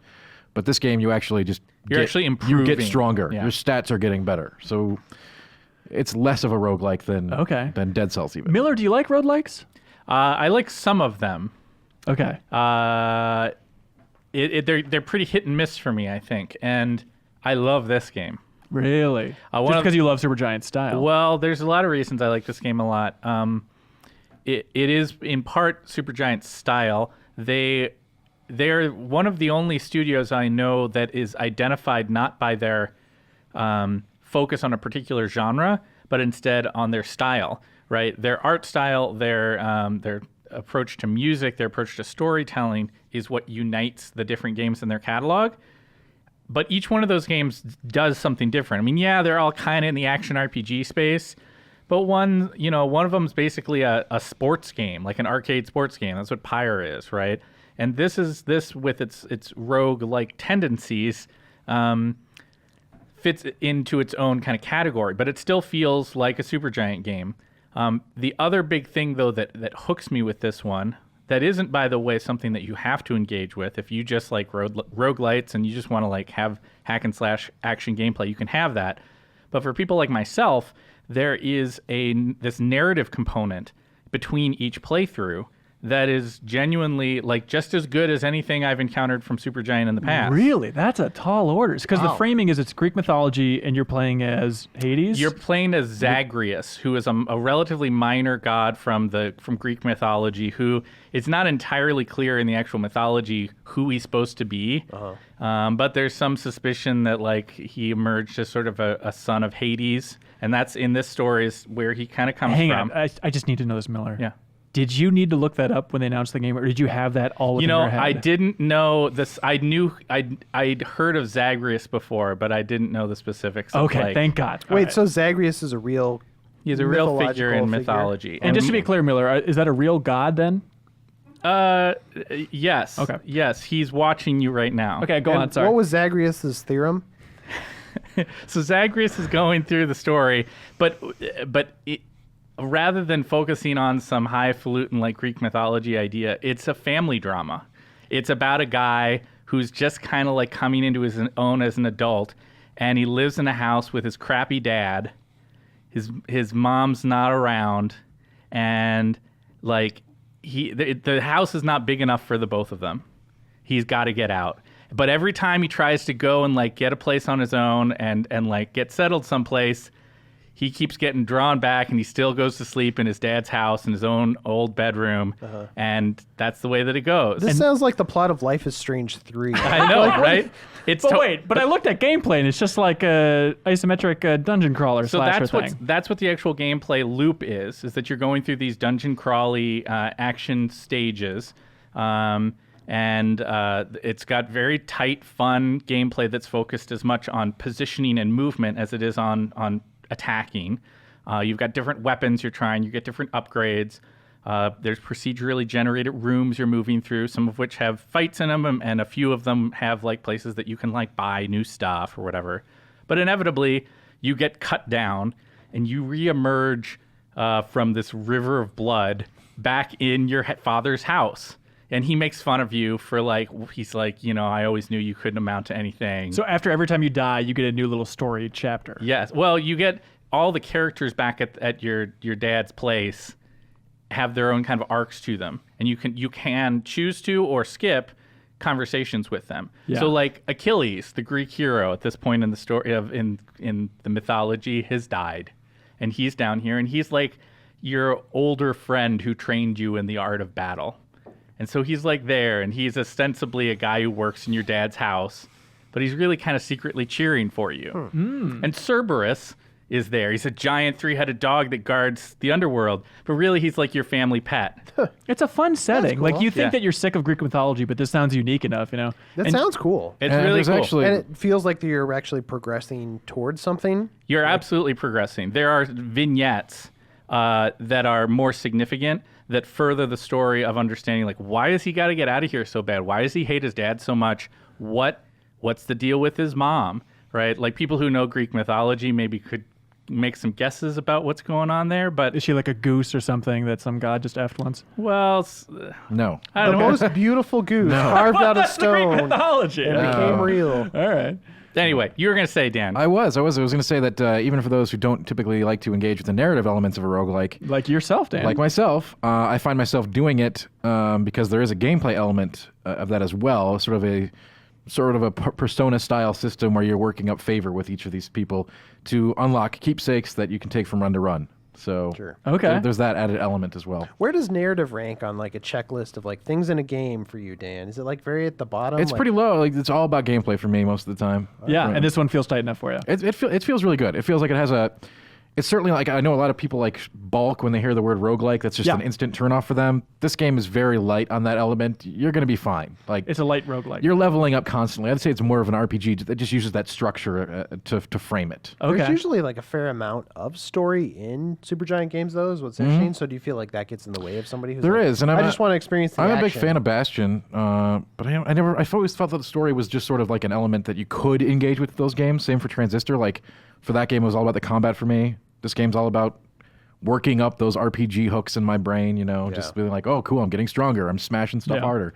That's cool. You can totally avoid the story, but it's actually semi-interesting. I'm not Yeah. like looking for it, but it's like Greek myth is a nice playground to have, and It is. This Well, is a nice Dan little neat likes take it. It on must it. be great. And it's a fun twist, like you say, Hanson, on the it's Greek mythology, but it's a fun kind of different take on it, right? So like Poseidon is your fun uncle, Oh, that's great. right? Zeus is your other uncle who your dad won't talk to, Ooh. right? Yeah. Like It's like a fractured fairy tales kind of thing. It's very playful with its mythology instead of Okay. hardcore. Yeah. and it's Supergiant is also just they write their dialogue well, and they get really good voice actors, and so you get wrapped up in that. And so here's the thing that is uniquely powerful about that in a roguelite that I just don't know why more people don't do this, is that because you have that story stuff waiting for you back at base in between runs, it softens the blow of dying. Because every time you're coming back, you're like, oh, that sucks. I got so far, but I guess I get to find out what's going on with Achilles now, right? Yeah. Like that's a cool sort of dynamic. Or you got a fun. Medusa is like the maid. Really? Right? Yeah, she's like Just a floating head. She's like a floating head, and she has a crush on Zagreus. Okay. And so she's always kind of like saying things to try to impress him, and then she flies away. It sounds So like it's a just kind of- wonderful house. Just pack as many characters as possible. it's cute, but it also I think is a genuine like family drama here that's dealing with things that are identifiable features for people about what it's like having a family and being ready to like get the hell out. Right. I think Supergiant's slowly becoming one of my favorite developers, honestly. Like, they always do, like, I always really love their art and their story to begin with. And every time they announce a game, I look at it. I'm like, I don't know if I'm going to like that gameplay. Yeah. Like, I'm not a sports game guy. I don't know about that. Even early Transistor is like, I don't know if I'm going to like this action. But then when I play it, they add just, like, enough polish to the action and enough unique, like, twists to, like, what you think is going to be kind of a boring thing. And they make it fun. Yeah. Dan, Mr. Gameplay over here, as Yo. you prefer to be called. The early access thing. Yeah. You feeling all right about that? It's not Yeah. too early to jump in? It's not too early to jump in, but I would say, like, especially since for people who are looking for that narrative, certainly it's not all there yet. Yeah. I think they still have to add quite a bit to the game. I'm not entirely certain, but I'm sure. I have no idea. Like, is there any kind of time frame for release on this? I think it's a long time. I think that they've talked about early access for like a year or so. Oh, Interesting. wow. And so they do have, when you start the game up, a thing that says like we are adding in enemies, we're adding in new weapons. They're explicit about what they're working on, and they are very clear. Like the next major update is coming at this time. Cool. And so you can kind of be along for that ride if you want to. And unlike a lot of early access stuff, it feels tight right now. What's there is polished. Yeah, Yes. for sure. Like it feels like it's not the whole game yet, but the stuff that is there, you're not going to walk away from being like, well, that sucked. Feels a lot like Dead Cells early access. Yeah. Right. It's not like, yeah, exactly. We're not all the content is there, but what is there is like ready to go. There's no, Yeah. it's not like buggy and you understand very clearly what's going on. And It's cool. Hades is the name of it. Look for it in your nearest Epic Games store. Your nearest one. Yeah, The nearest yeah. one. Miller, I'm curious. Part of the Kind of Funny Games showcase, which we didn't talk about earlier in the show, but it was a very lovely event, like very indie focused, but it was fun. There's some cool looking stuff in there. They announced that like Project Judge from Sega is now called Judgment. It's getting a full English dub, which fans were kind of divided on, but it's interesting. Anyways, the point of this, Miller, is they showed gameplay footage, I think for the first time, of Housemarque's new game. Did you see this? No, I didn't. Stormdivers. It's their battle royale. Yeah, I knew about that game, and I'm curious about it. Yeah. I mean, Housemarque. Your it's hard- favorite. I love Housemarque, but it really honestly it makes me a little sad that things have had to go the way that they have had to go for them. Shifting away from the arcadey Yes. twin stick. Like into they battle make royale. these games, these arcade games that are really like are kind of the best arcade games that have ever been made. You know, like a lot of them. Wow. Sure. Like they're really tight, they're really strong, but they have modern visual aesthetics and sound and stuff Right. like that to them. They're just great, as typified by my favorite of theirs, which is Resogun. Right. And they kind of were up front. Like I think last year they were like, you know what? We keep making these games and we're not really making any money. Basically. Yeah, for sure. I mean, I'm paraphrasing here. Yep. No, we talked about it on the podcast. Yeah. But that's what's happening. So we're gonna go make something that can make us some money because I guess not enough people want to play these games that we love. Big dogs So now they're gotta making eat. a battle royale. Miller, I want I to. don't know. We'll see. I hope it's good.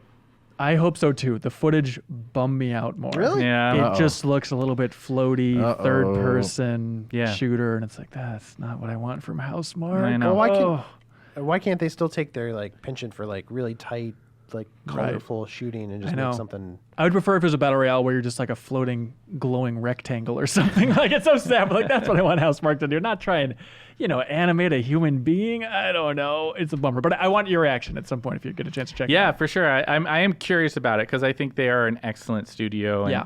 And I hope that I hope all the best for them. We wish them well. All right, guys. I love you all, but we're gonna get ready for emails. Is that okay? Yeah, I guess it's All all right. right. All right, emails. Here they go. Bye. All right, bye.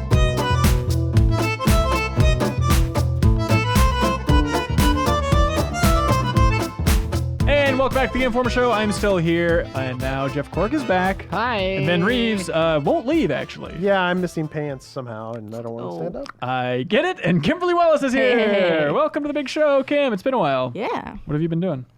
playing games, man. Hey, man, Too every many day. games. Too many games. Every day you're gaming. So little time. What are you playing these days? I've been alternating between Red Dead Redemption 2 and Assassin's Creed Odyssey, and so I feel like I'm never gonna finish these games No. ever. Those No. are like two very. That's weird to flop between. It's I interesting can't even say it. It's so flip-flop. weird. Yeah.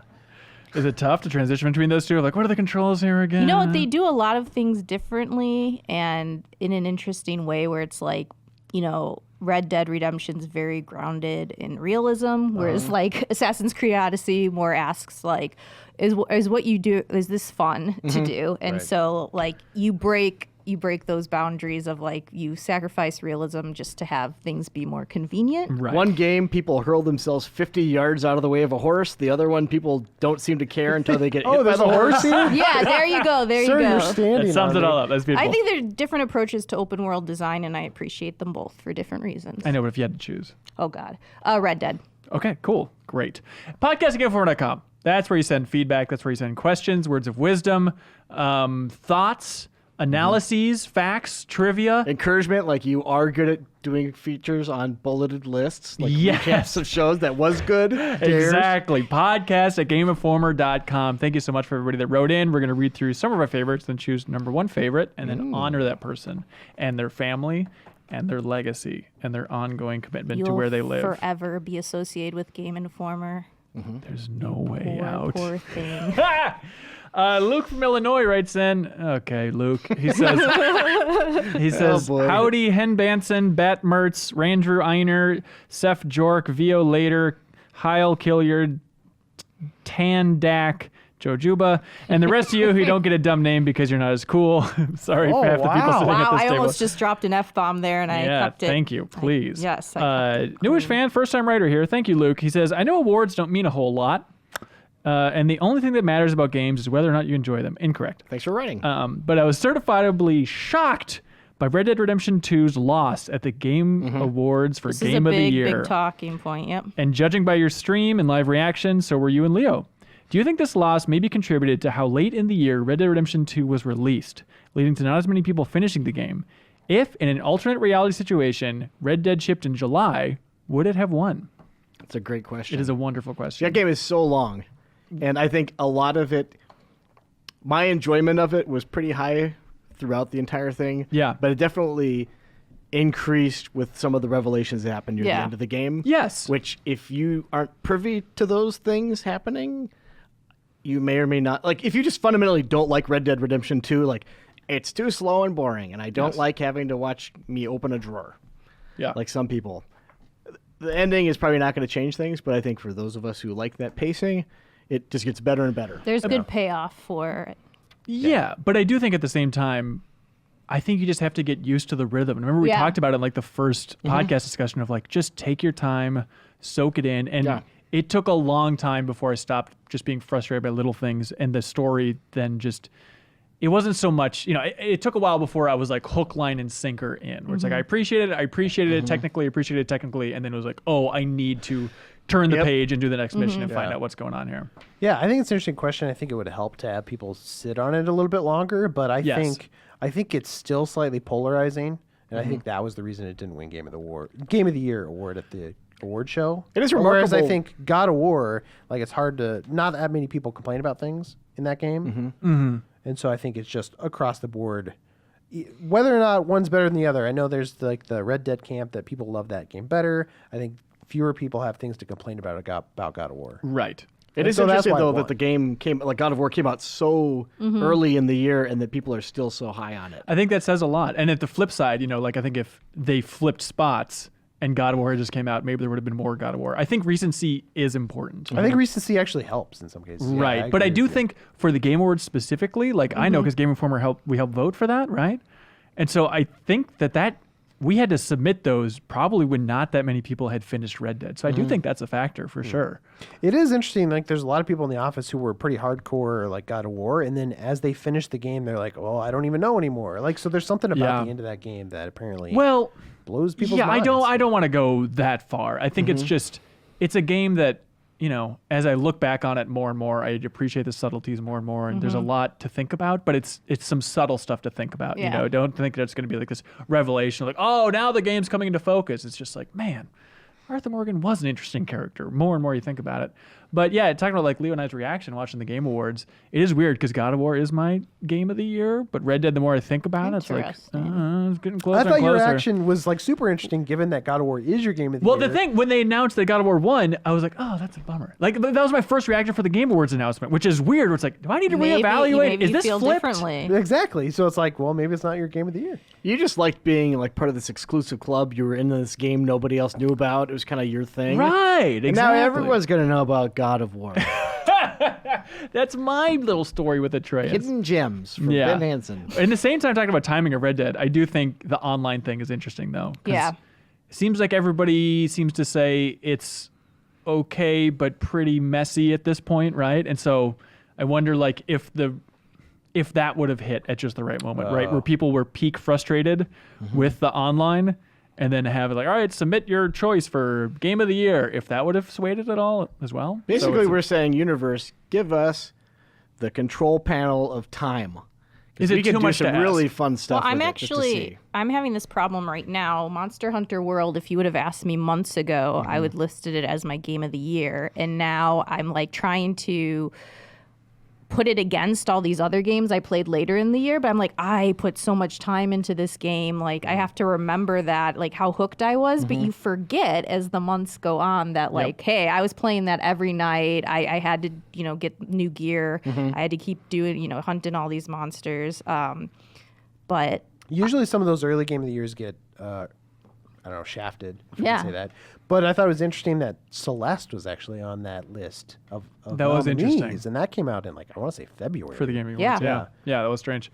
Ramses Garcia says, "What's up, crew? It's Ramses from God's country, Los Angeles." That's true, Ramses. Heyo. I think Jesus put it on the map for you. Literally, there's a guy named Jesus that put it on the map. After Red Dead got all those 10 out of 10s, it seems that it's quickly getting many detractors.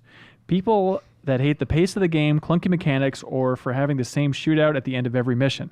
My question is that in a few years, will we see the game get skyward sorted? People loved it when it came out, but now is seen as a less than perfect game. I feel like this that is happens with every game. Yeah. I even feel like last year the same thing was going on. Like everybody was praising like Zelda, which rightfully won Game of the Year. Nope, not saying that, but then some people would play it and then be like, have all these like issues with it, and then it's like going back and forth. Like every game has its flaws. I think in putting a 10 out of 10 on something doesn't mean it's like flawless. right, but how do you think it'll age? Well, is the there are some question, people, some games that age, like Last of Us. I think that game's aged well. Like, people still revere that one. Yeah. People aren't like talking bad about it yet. But BioShock threat. Infinite is another example of a game where, like, when Yes. that came out, everybody loved it, and now people talk about it like it's Yeah. the worst game in the series. It's confusing. Yeah. Yeah. So I don't know. I kind of think some of the shine might wear off on Red Dead. I think it's going to go the opposite direction. Me too. That's what I was going to say. I think people are going to be like, wow, I was really harsh on that game when it came out because probably we were all rushing through the fall releases. And it's one of those games too that I think if you take time to reflect more on it, it gets a little more powerful for I think you. so too. I think people with the more time that passes, I'll be less frustrated with like specific missions and losing a mission because Dutch walked out too far this way and I wasn't keeping up with them. Some nebulous concept that made me fail again and again and again, just in silly ways, right? That's all going to fade with time. The frustration that I have with some of the pacing at the end of that game, that's all going to fade with time. But I think I'll still ruminate on those characters so much that in my mind, that game will get better and better. And then if I ever go back and play it, it'll be like, oh, that's right. I was really frustrated by Well, this, but that's this, the this. thing is like your memory will, but like how's the general public going to receive it in the future? And like people Oh, if they start to play it? people will still be playing it and they might continue to be frustrated with it, I guess. I don't think so. I think it's going to go down as a classic for sure. Well, I'm not. Yeah. Well, I will say it's not going to be as extreme as like his example. But I was just saying like I don't know. Okay. Jeff don't Cork, you said something bombastic about that game. Oh, absolute masterpiece. It's fantastic. Probably one. If it's not my favorite game of all time, it is within one or two. It's so good. What would it It's so be? good. What would it be if it's not Red Dead? If it's not Red Dead, Yeah. Chibi, right? yeah, Chibi and Gacha Force, clearly. The double header. No, I will say, like, I beat it this weekend, so it is very fresh in my mind. But Yeah. I was so relieved when I got a trophy notification after completing a side mission, like, you've done all the side missions. I was like, cool. Really? Wow. So I feel like I got my money's worth and more. From But was that it game. worth doing all those? Yeah, it's some of the best content. You probably is in wouldn't the- have done them all if he easily- wasn't. Well, I wasn't even like chasing after it. I was just Yeah. like, anytime I saw like the white icons and Yes, the yellow yes, ones, I I go kept for the going to white those. ones first. Yeah. You're not weaseling out of this, though. What was your favorite game of all time? My favorite game of all time before? Yeah. You need to be definitive on this That's a one. need to really be tough definitive. I part. mean, It he is- put up a top 10 list like a year ago of like best game of all time. So, Right. do Oh, you did remember I? what was on there? No, I don't know. Why not just say Red Dead 2 then?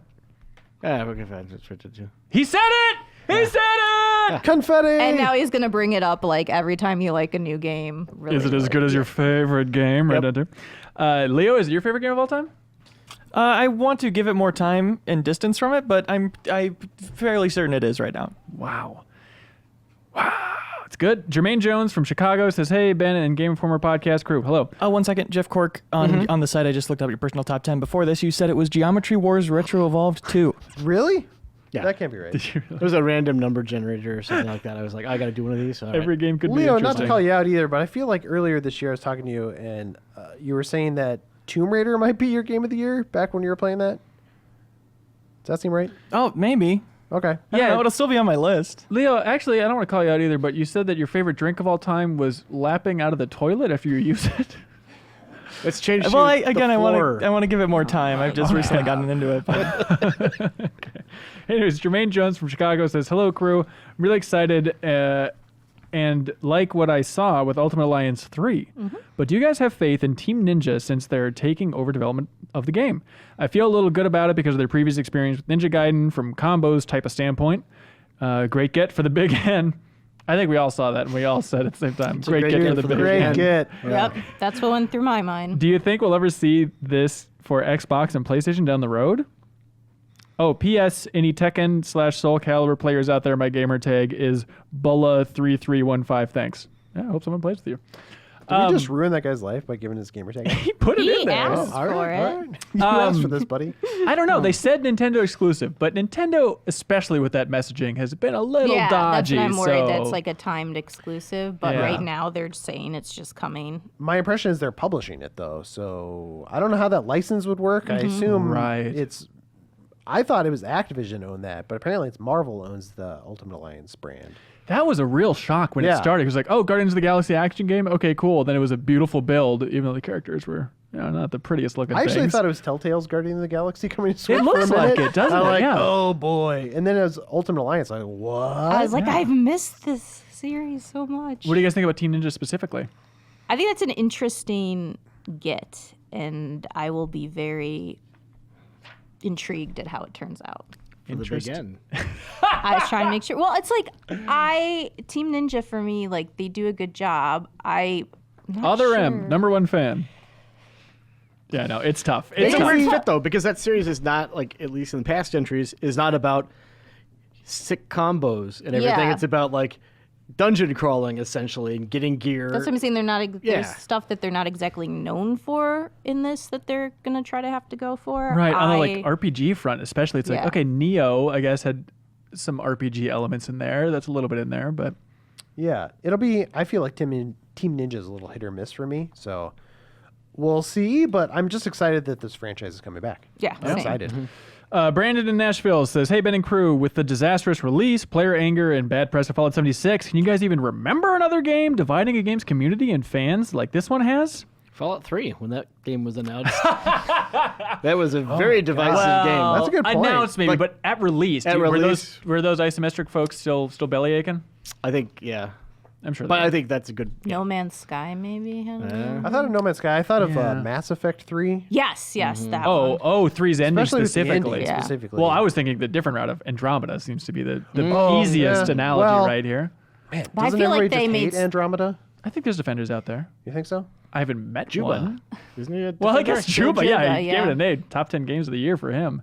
But I was thinking about, like, it kind of maps well, thinking about Bethesda and scoping out, getting the new studios. There's more Bethesda game studios all over the place now, and it's like that Austin team was primarily leading up Fallout 76, much like the Montreal team for Mass Effect Andromeda was leading that out. So there's something with, like, that we're kind of doing a funky new version of the game you love, and a new Yeah. studio is helping to tackle it. That seems to be a recipe for disaster. Yep, there it is. Hope you enjoyed it. Is anybody ever going to play Fallout 76 at this table? No. Not at this point. Yeah. Not in its current form. I said shall I'll say. wait and then I'll play it when the patches finally make it in Right. a way that's not going to annoy me. When you to no end. retire. Oh. Jason McDaniel says, "Hey, all right, what do you think about this idea, you guys?" Here we go. I'm intrigued. Cork, this is for you. Jason McDaniel says, "After watching God of War win Game of the Year, I was thinking about how to make a game like God of War interesting going forward. My thoughts would be to start the game out with the hero having all the equipment and skills unlocked and leveled up. Imagine like God of War starts like this, right? So you don't get Metroided. Okay. And then as the game progresses, you must choose to relinquish a weapon, piece of armor, skill, etc. over the arc of the game. So at the end, the only way to win is to have given up everything." That's And you poetic. pull off your own face. I like that. That's cool. That's interesting. Why? What's like? Why does he have to give them up? Is he just like? He doesn't want to be a god anymore. I just don't want to be a god. Right, yeah. Would he's you? like After a while? Oh. stripping out the little materia slots from like all the skill Yeah. points. Like that'd be such a weird idea. Some lava soap. I like the idea of of you the choose it stripes. too. So you get to choose what elements you give away first. How is that not just the biggest bummer in the world, though?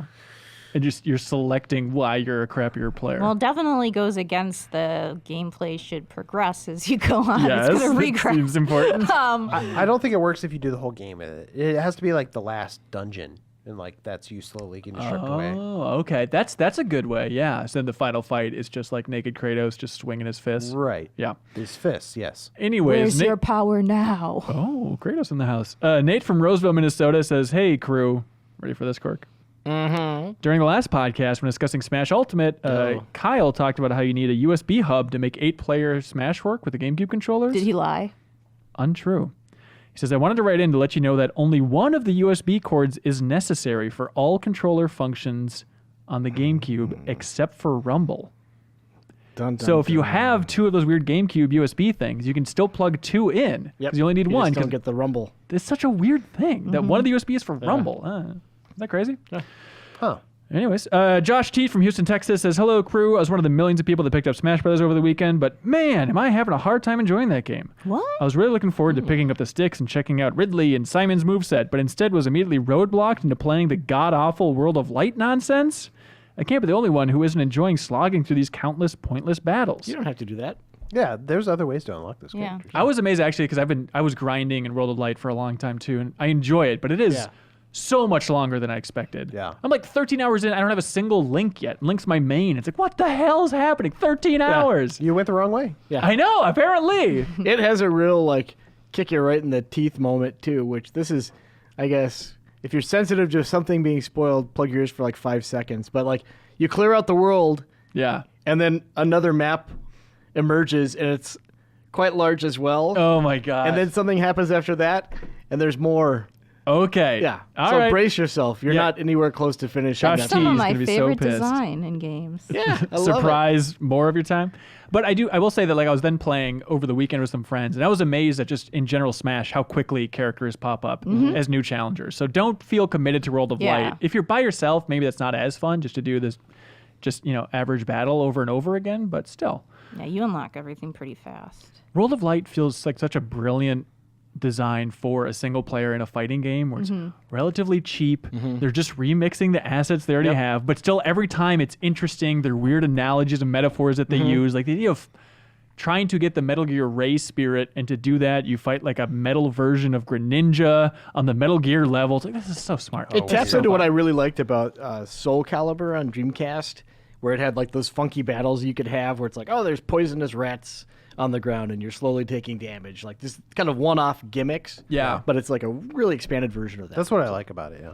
Also, some of those fights are really tough, right? We're not just bad at them. It's weirdly like one easy. I'll like blow through like 3 of them, and then I get to one that doesn't look on paper any different, but for some reason it wrecks me. Yes. For, like, there 30 are a minutes. lot of them that if you go back to them, though, you'll just like clean house. Sure. So. Yeah. Jordan from Fairfax, Virginia says, hey, crew, I've been playing nothing but Smash since it released last week, and I finally unlocked every character and got a chance to try them out. I was wondering, what is your single favorite move in the game?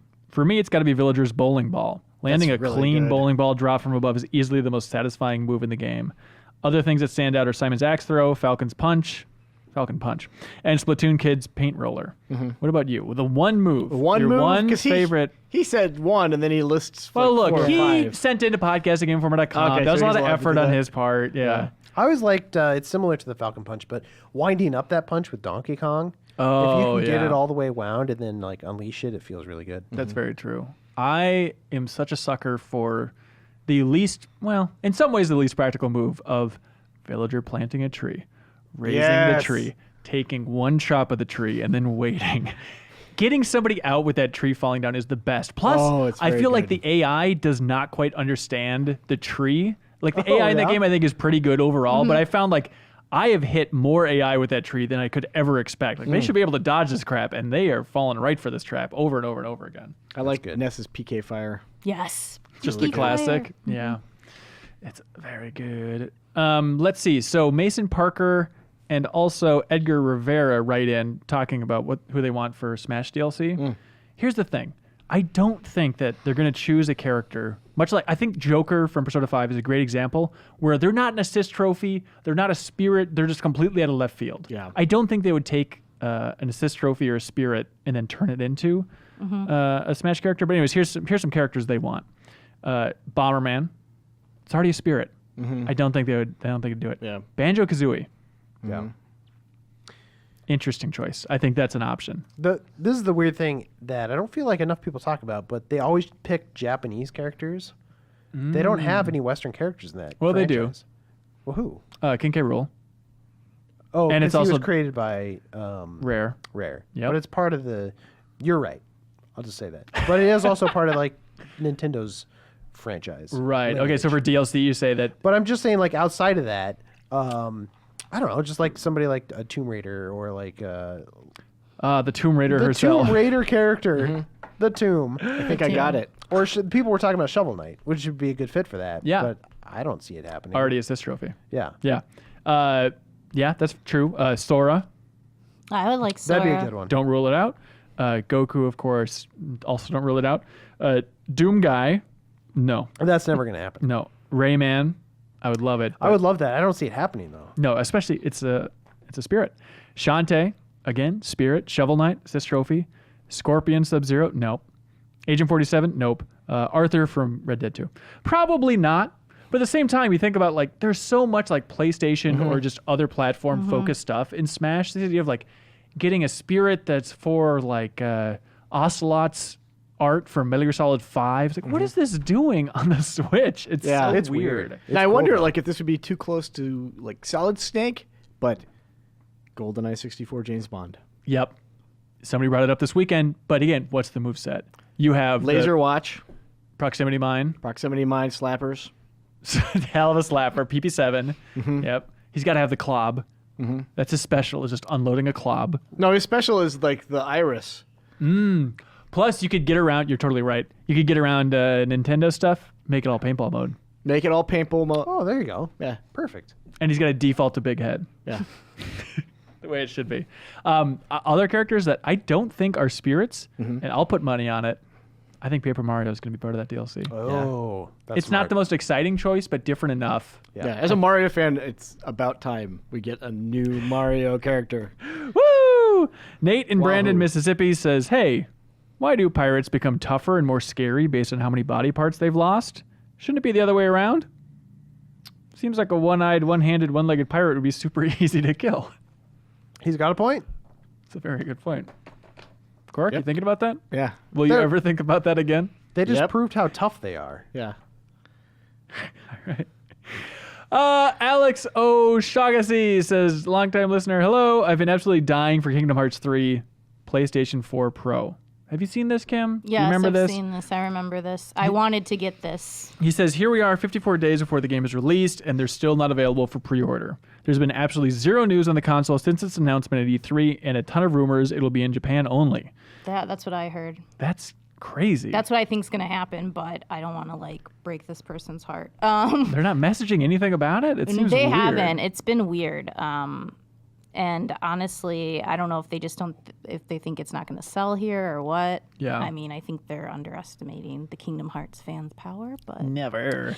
I was talking to Serial recently about, like, I would love to do a game club on Kingdom Hearts 3. Mm-hmm. But the problem is, like, everyone would want you on it, and you're probably going to be doing the review. yes. And so then you'll already have blasted through all of it. So it's that sticky middle ground of, like, it sucks to do a game club without you, but also... Also, those games are pretty long. Usually. Are they really? Yeah. I was hoping it was like 6 hours or something. oh God, no. Just messing with you. I would like to play it. I'm looking forward to it, Kim. The intro is probably like 6 hours long. I Alec- have the intro posted on the site right now. Oh, yeah, that's true. Does this one have sound effects in it, or? Okay. Alex also writes in, he says, P.S. I like your show. Thank you. He got a subscription. Thank you. We have a magazine. To our show? No, to the magazine. And he says, and if you got time, give a shout out to my brother Micah. Oh, I'm afraid we Hey, don't hi, have Micah. time. Micah. Sorry. Oh, I did sorry. it. I did it. I broke the rules. Do you have any cool Micah shout outs specifically from Red Dead you'd like to do? I'm sure he's getting Yeah. interested. I think you have a lot of interesting ideas, Micah. You're a very cool guy. Yeah, hell yeah. That's an amazing Arthur Morgan impersonation. Barbara Joe. Oh, hell, Micah's right again. She's getting deeper and deeper. Barbara Joe, friend of the show, says, hey, hello, GI crew. You asked for some ideas of other types of videos to do with cover story trips. So I thought it'd be fun if you had the developers play around to back-of-the-box trivia, game that tune, or video game 20 questions. You could even slip in some of their own games into the mix. That's a good idea. I like it. Negative, like making them compete in trivia for their own games. Just really making them sweat. You're going to seems cause fun. fights. Yeah, torture some devs. Okay, Barbara Joe. Did anybody write in like, hey, we want more like stuff around the city, like that you go visit? No, not a No. single person did that. They all want dev related stuff. Yeah, They want to learn more That sort of about makes games. yeah. They're kind of game focused. Bruce Dixon wrote in saying that he wants to learn more about like the human stories behind the developers, asking questions like, oh, which is brutal one. He says, what's the saddest story you think fans of the studio might like to hear? Could you imagine asking that? Saddest story. I never see my family or Right, kids. right. Also, he has a funny way of phrasing things too. This Bruce Dixon guy. He says you should ask devs, "What's a story you'd like fans of the studio to hear?" So that's an interesting question. But I think that's so easy for them to just go back to their pillars of talking points, right? Of like, we want them to It's know that tricky. there's more choice in this new RPG than any other one. Have you heard the good news? But there's some fun ideas, Bruce. Thank you for writing in. Alan Cooley from Albuquerque, New Mexico says, hello, crew. Since you're based in Minneapolis, I've always wondered, are you all obligated to like Prince? No. It's not an obligation. Do we all like Prince at this Well, time? hold on. Like, only one of us is from Minnesota on this table, so. Oh, yeah, I guess that's true. Well, no, Leo is Do too. you love Prince? I don't like Prince. I like a couple of the Do you like hits. the hits? I'm not going to bash like a good Raspberry Beret or Pussy Control. There's good stuff in there, right? But I tried bringing this up with Leo a while ago, and he spat in my face. Thank you, Leo. Leo, what's your history with Prince? My mom is obsessed with him. She used to go to Paisley Park all the time, and she was one of the first people to be at Paisley Park when they carried the body out Wait a minute. to the ambulance, and she was on the news crying. Did you have an alibi? She was busy being on the news. Really? Why is she so into him? I don't know. She's always liked his music. She thought I could get on the news if I hang on to this long enough. I just constantly bang on the windows at Paisley Park someday. So I imagine you just like grew up with it. Is it like nostalgic for you? No, it's more like it's been around in my life so much that I think nothing about it. Right. Here's my Sounds beef. like a true fan. Here's my beef with Prince. I just think he kind of falls into that Bruce Springsteen style. Like when you've written, how many songs did Prince write? Upwards of 20 something. Okay, are we honestly like over 700? Probably. Probably, yeah. All right. When there's like 4 good ones, I'm just saying that ratio isn't great. And here's the thing, Hanson, like, look, I when cannot believe you're saying I'll this come out publicly. against Prince. That's fine. When he died, the station in Minneapolis, like we're playing the 100 greatest Prince songs, and I was driving someplace and I listened to it, and they were in the like 50s to 30s range. 80% of those were unlistenable. Just unlistenable garbage. Just the poorly aged crap. Like the Game Awards segment level. Yes. Unlistenable. Yes. Exactly. Anyways, that's Prince, everybody. Mike Deese from Los Angeles says, hey, so the night I found myself unable to fall asleep after my mind got thinking about Game Informer's vault. I had the thought, how does Game Informer get physical copies of their games every week? Do they send someone to GameStop? Do they order them from Amazon? No, usually publishers, developers will ship us physical copies, but as we talked about before, it's not happening as much anymore, so yes, you should be worried as well. How do we document all of these things? Excel, Google Docs? We have some custom software. Yeah. I don't know what it is exactly. There's some funky thing we log into. Kyle's problem. Yeah. Probably not as well documented Yeah, as it that's should, what I was just honestly. gonna say. Yeah, Kyle does it. Curtis in production also helps out as well. He says, as a chronic organizer and lover of all things documentation. Lover of all things documentation. That's a big get for the big N. You should ask this guy what we should use. Yeah. How should we document this? He says, does anyone on the panel document their own collections or keep a living list of all games they've played? I did for a while. I was using like that collector's software. Yeah, because you And have a it turned huge into collection. Yeah, it turned into a big hassle. Why is that? Because I am lazy and I get new stuff and didn't want to Yeah. categorize it and everything. Yeah. Steam keeps a nice list for me of what I own. I'm in the same camp. I'm militant about writing down every game that I play a year, like not finish, but just like start out. So Oh, that really? When it comes to like year-end lists and stuff, I can just cruise through that really easy. So like since 2012, I have every game I've ever started, which I'm very happy So with. do you list like the day you started it? No. It's just like name of game. Name of game. Your Do high you score. mark the ones you finish? No. Okay, so I do something similar. Like for the last couple of years, I've been marking like every game I finish. I don't list when I started, but I list the date that I finished it, just because I'm kind of interested to like track. Like, okay, how many games a year do I actually finish? Yeah. It's something you can show your kids. Yeah, something. I'll write it on my headstone. Cool. Okay, last email from Tyler Lander from Exeter, England. That's a cool name. Do the accent. Nope. He says, hello, crew. I like the podcast. Thank you. Last week, you're doing some good, some not so good impressions of Arthur Morgan. Oh, it's a recurring theme. And it got me thinking about other characters that would be amusing to see you all attempt. So here's a list of some characters I think would be fun to see you guys have a crack at. All right, before we start, are these going to be offensive? There's only one that could potentially be offensive. So I'll say no. So Reeves can take that one. All right. So raise your hand if you think you can Raymond? take a stab at this. Okay. Hang on. What'd you say, Reeves? Is it Raymond?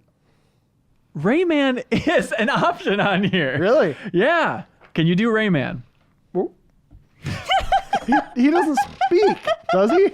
That's a good We're off to a question. great start. I I've- love it. Played dozens and dozens of hours of Rayman. Does he even go like, He must. I feel like he has like a high pitch, like wow. yeah. Sound like Isn't it? that the sound of him punching? Yeah. The other characters, they have that good like when they're winding up the punch. Those little like fairies that you have in your party where they go ah, ah, ah, ah, ah. Yeah. Something like that. So that's our Rayman. Can anybody at this table do a Kratos? Boy. Well, it's Southern, but yeah, that's Sorta good. right. All right, here's the one. This one's for you, Jeff Clark. chicken. Okay, can you do GTA 4's Nico? Oh God, I used to do this all the time. I What? can't remember- Really? Yeah, just to Nick Aaron's. Oh, come on, get it. Go for it. I can't remember how to do it. I honestly don't even What's remember a- what Nico sounds like. What's a line anymore. from that game? One line. Cousin? Yeah. Hello, cousin. God, I don't. Yeah. It's good. All right, Leo in the booth. Can you Nico give us? Bellic? Can you do it? Roman, hey. Wow, that's a bonus. I was going to ask you to do Agent 47. Oh, perfect. We're really blowing Agent it. 47. Go for it. Hello. I'm Agent This room has 47. 4 Pretty exits. good. Spyro. Okay, I can do this one where he's like, "Where's Nasty Norg? I'm gonna torch him." That's basically Spyro. It's all in the attitude. yeah. the shoulders. Sam Fisher. Can anybody do Sam Fisher? Hi, D. What's a Russian township doing out here? Oh my God. That was good. That's really good. You do the one that we like, too. Yeah. Oh, the best one. Yeah, there you go. Let's see. Kirby. Can anybody do Kirby? Oh, God, I can't hit that register. You were just doing it. Oh, that's good. That's not good. Oh, I'm not that's hitting it. really good. Fantastic. All right. Can anybody else do any other characters you'd like to try right now? There it is. Thank you so much. You got it. Email of the week. What do you guys like? Oh, the pirate thing. I haven't even been listening to the rest of this segment since you mentioned that. Just keep thinking about pirates. Just thinking about the dangerous pirates. I like the Red Dead 2 timing thing. I think that's the most that's interesting good. question. Yeah. Although I do like the very helpful USB controller thing as well. Yeah, that's the hot I tip. like tips. Yep. I like tips as well. Made the show better. I'll lean Red Dead 2. Where are you guys leaning? Red Dead 2. I'll lean Red Dead. Cam, Also- do you I have guess my strong vote opinions? doesn't matter. You what? Wow. No, I'm just kidding. I'm undecided. You should still vote. Okay. I'm going with Red Dead 2. Well, I like the Smash one actually. Which characters we'd like to see? Oh, the problem is that was 2 different ones. Oh, That was okay. Like 2 combined. I always have to pick the one that breaks the rules. I know. Sorry. Red Dead 2, can we live with it? Yeah. All right. That's do it. Luke from Illinois. Congratulations. Good job, Luke. He's new to the show, but thank you so much. Oh, yeah. Congratulations. Put you up on the big board. God's country. Do you by know God. where Illinois is on the map? We'll find out, won't we?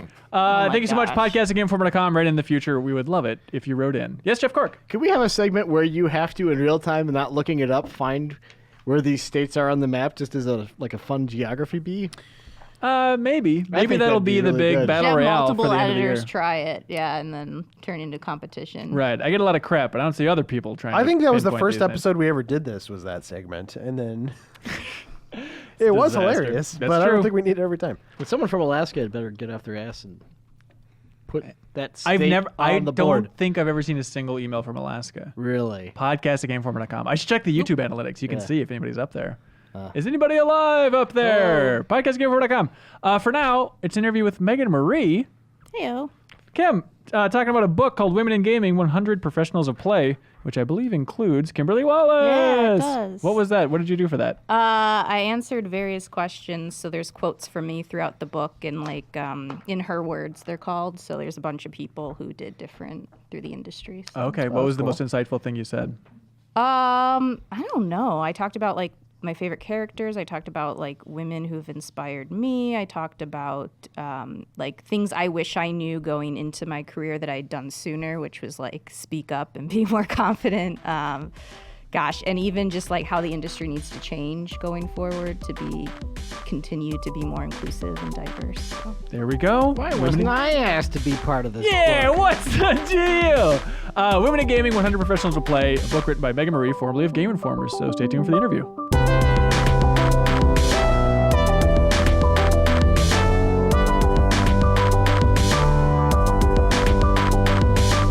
Meagan Marie, welcome to the Game Informer Show.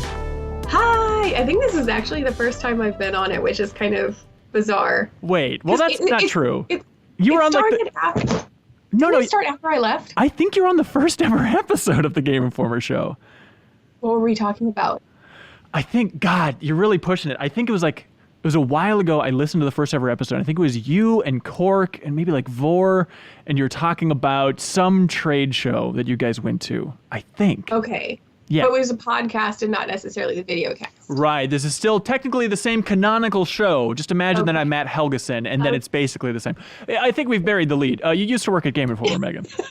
Yes. Hi. So, full disclosure, Nice to see former you again. coworker. When did you start at Game Informer? What was your era here? I think I started late 2008 till early 2011. Okay. All right. Yeah, that totally makes sense. Right after graduating college, because basically I applied in the middle of college, and then Andy called me and told me, "Nope, sorry, we're not going to take you out of school." And like cried, and I was like, "I'm never going to get this job." And then the day after I graduated, I just started harassing everybody until you guys hired me. Oh my God. And I remember it was pretty close to my first day. Is in that window for sure. I remember you being here talking about the Tomb Raider reboot. Because it was that cover story. And even though that game didn't come out until, what, like 2013? That was like a 2010 cover story for us. Yeah. And it was so exciting to have you talk about, oh, I went on this trip and they're rebooting it. It's going to be more survival focused. And now, of course, you're at Crystal Dynamics just for the full circle. I know. It was unexpected, but it's been kind of a crazy whirlwind. Yeah. So. What's your fondest memory of Game Informer? I'm not looking for ass kissing, but in terms of like No, cover not story at all. excitement or interview opportunity, like what was number one peak excitement while you were here?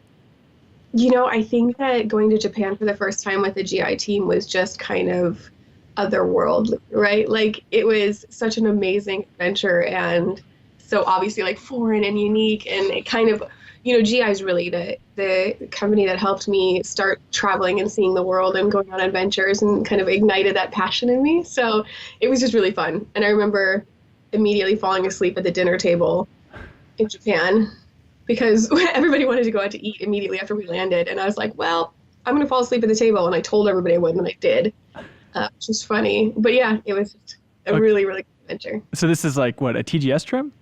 Yep, TGS. I don't even know. I think it would have been like 2008, 2009, like right after I started. So it's pretty epic. And we sent a handful of people? That seems insane. Yeah, I know, right? Things have changed a little bit. I know that I think it was Brian, Matt, and Cork, and myself at least. That's wild. Oh my God. And I know. Did you write the Portal 2 cover story as well? I did, yeah. So that was my first one. That was my first one. It was very nerve-wracking, but super exciting. Yeah, that must have been so stressful. What stands out from that trip to Valve for Portal 2? I've always been jealous you got to go there. So they actually took us to the cafe where they have the chocolate forest cake, that cake that they make. Okay. That inspired the cake from the song and the game, which I thought was funny. I mean, the game was great too. That was all like inspirational. That must have been nice. Like first cover story trip, like, oh God, I hope it's a good one. Okay, Portal 2, I can sit back. I'm going to have some stuff to write about for this one.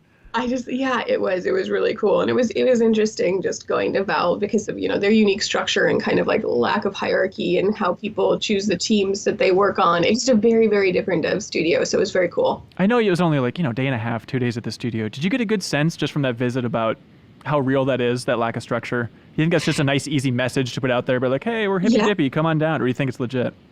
No, I really think it's legit. I mean, they basically were talking about how people, you know, if your interests align with a different project, you can talk to people and start working your way over to that project and, you know, like train yourself on stuff if you want to start working in a different area or a different, you know, focus. And it really does seem like that's the real deal. It's pretty cool.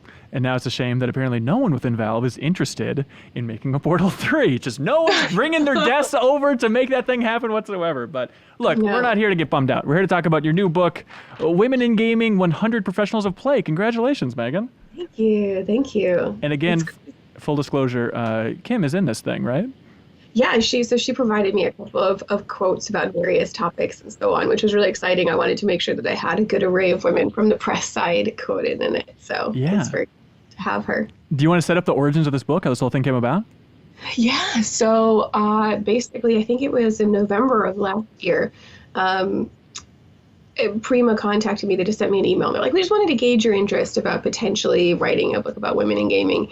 And it was funny because I was out to lunch at the time and I read the email and I was like simultaneously so excited and also devastated because I knew that there was no way that I could say no to this book because, you know, trying to raise awareness of the work that women have done in the gaming in the industry and so on has been so important to me for such a long time. But I also knew that it was going to basically go in parallel with launching Shadow of the Tomb Raider. And I was like, oh my God, this is going to be a year. So basically they wanted to start a book. They wanted to do a book that was more culture focused. And, you know, they're kind of expanding beyond just guides. And so it was really cool to have the opportunity to kind of spearhead that initiative. And it was definitely a trip trying to do both at the same time. But Prima let me establish everything, basically. I mean, basically they said women in gaming.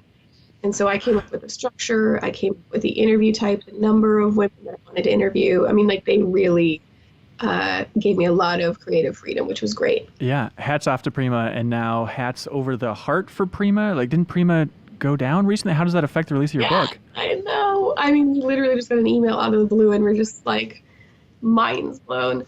But yeah, you know, I think that this book and kind of creating a culture label was, you know, a way for them to diversify beyond guides, because guides are kind of, you know, people use YouTube tutorials and online things and so on. It's not, physical guides are more collector's items at this point. They're not necessarily used, you know, day in, day out for referencing. And so that totally caught us by surprise. But, you know, in the midst of them finding out that, you know, they were closing down and losing their jobs after, you know, some of them being there decades, they actually, like, you know, the head of the company, Mike, actually took the time to call me and reassure me that everything for the book was going to be fine. That's nice. DA, you know, I mean, it was very sweet that they were concerned about, you know, the book when they were dealing with all of that information on their own. So they did take really good care of us and make sure that DK, the parent company, is stepping in and helping out with PR and all that, but hasn't actually affected anything other than making us really sad. Right. They're great. Do you know why they chose you? Why they reached out to you? We had a really good working relationship from 20 years of Tomb Raider. So we worked on that for 2016. That was my first project with them. And then I had helped and facilitated a couple books with Sebastian, my partner. He did Playing with Superpower and a couple of guides and so on. And so we just kind of, you know, been front of mind, and they knew that that was a topic that I was very passionate about. So it was very exciting and also very daunting. Yeah. You know, it's a lot of responsibility. Totally. And trying to choose that structure. I mean, what were your first ideas? What did you know you wanted to achieve with the book? Yeah, so I tried to leave my options open until I had a chance to look at some other sorts of reference materials. So when last holiday, I basically went on Amazon and I think I ordered like 15 books about women in some sort of genre or field or so on. So I was reading women, you know, the history of women in ecology and mountaineering, medicine, and you know, Wild West and stuff like that. And so I looked at those and I tried to figure out what format I thought worked best, and landed on specifically that I thought a numbered assortment, so like 50 or 100 or so on, was a nice presentation. But I had to make sure that it wasn't interpreted as a history, because it's not possible to do a history of all the contributions of women in gaming, because there's too many, which is wonderful. You know, if we were able to fit 100, or we were able to fit every major contribution of women to the industry in a single book, that'd be pretty problematic. I mean, we'd have a lot further to go than we do, right? Yeah. So it was really just about kind of getting inspiration from other books and then figuring out where I wanted to go. And 50 would have been too low, and 100 was ambitious, but doable. You weren't scrambling for that last like 10, like, okay, who else we got? I had a list of like 500 to 600 women to start with. So I started by basically just brainstorming everybody that I knew of through my industry experience. And, you know, very quickly, my goal was to make sure it was extremely diverse. And so, because I think the story is, you know, it's not just diversity for diversity's sake. Like, diversity lends itself to much more interesting stories and unique voices from around the world and different types of industries. So not just, you know, the AAA industry, but serious games and indie games and educational games and games for change and all that sort of stuff. So I had a list of like 500 people that I just kind of thought of off the top of my head, and I started categorizing them by, you know, specific area of expertise. So I wanted to make sure we have programmers represented, and we have designers represented, and tech artists, and all these other different ones. And I really wanted to make sure that we kind of addressed and eliminated the gatekeeping that a lot of people impose on the industry. You know, if you're not a designer or a programmer, you're kind of ancillary to the game industry. So I wanted to have PR and community management and retail buyers and, you know, a GameStop manager running a GameStop store, you know, things like that. Just making sure that we were talking about all of the parts of the system that make games what they are, make the industry what they are. So it was really about looking at that list and then making sure that we had every sort of facet and all the major countries and really interesting things going on around the world. And it was appropriately diverse. Yeah, I love the idea of getting PR in there because they are such an important part for the industry, as I'm sure you know. And just the idea that like you never really have an outlet for them to talk about their role, but I think that's a huge avenue. That's really interesting. Who'd you get on the PR front? I got a handful of people in PR, marketing. We got so I was saying buyers, like retail buyers from Best Buy, which was really interesting.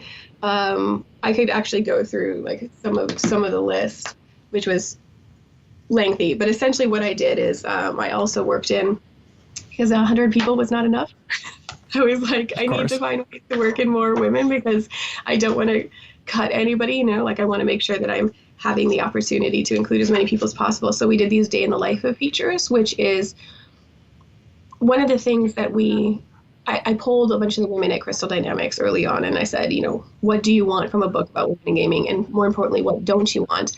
And one of the pieces of feedback I got is that we don't just want like the incredibly super inspirational stories that almost seem unobtainable, right? Like they're their careers are so amazing, storied, that women would look at it, especially if they're aspiring to get in the game industry, and not necessarily know how to take steps to get to that job because it's so incredible, right? Right. So we added this day in the life of section, which is basically very exceptional people in their specific field that are just extremely good at their jobs. So veteran PR managers or veteran marketing managers, or, we've got level designer, game writer, concept artist, video game merchant, video game journalist, streamer and host, professional gamers. So these are just all day in the life of these sorts of people.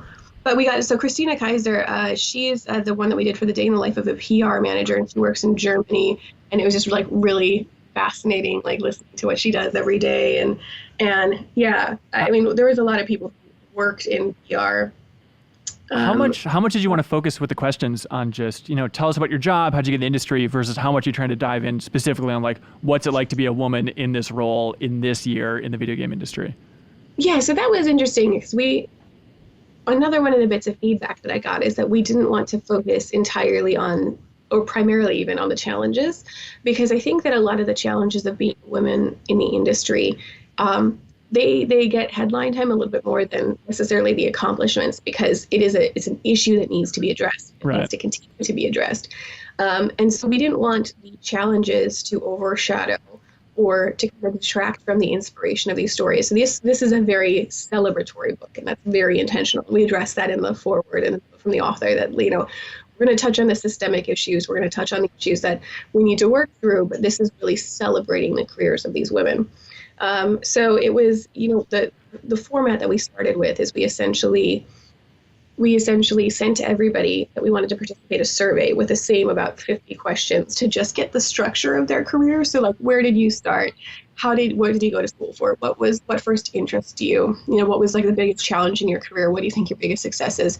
And then once we had that, I would basically block out the profile in just kind of a general line, and then follow up with additional questions very specific to their career. So it allowed me to just kind of get a lot of that legwork done initially, and then go back in and really refine and dive into things a little deeper. Yeah.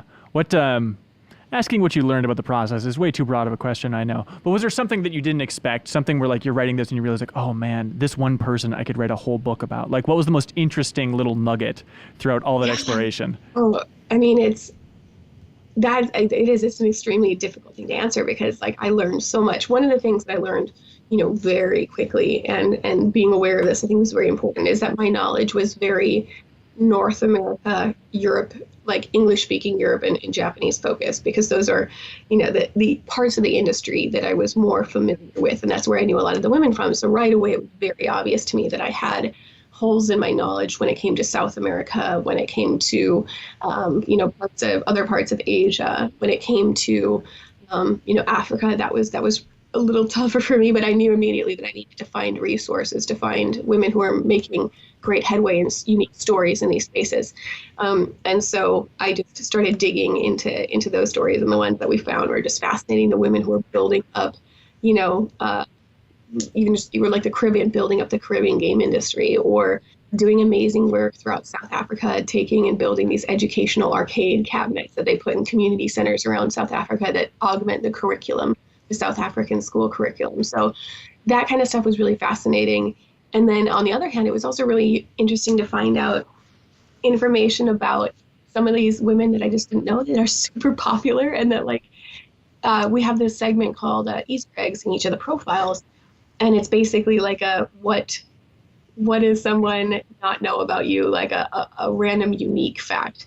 And you know, a lot of them were just incredibly surprising. Like I had no idea that Jade Raymond actually lived in Jamaica when she was younger. They moved to Jamaica. Her family moved to Jamaica to open a clinic.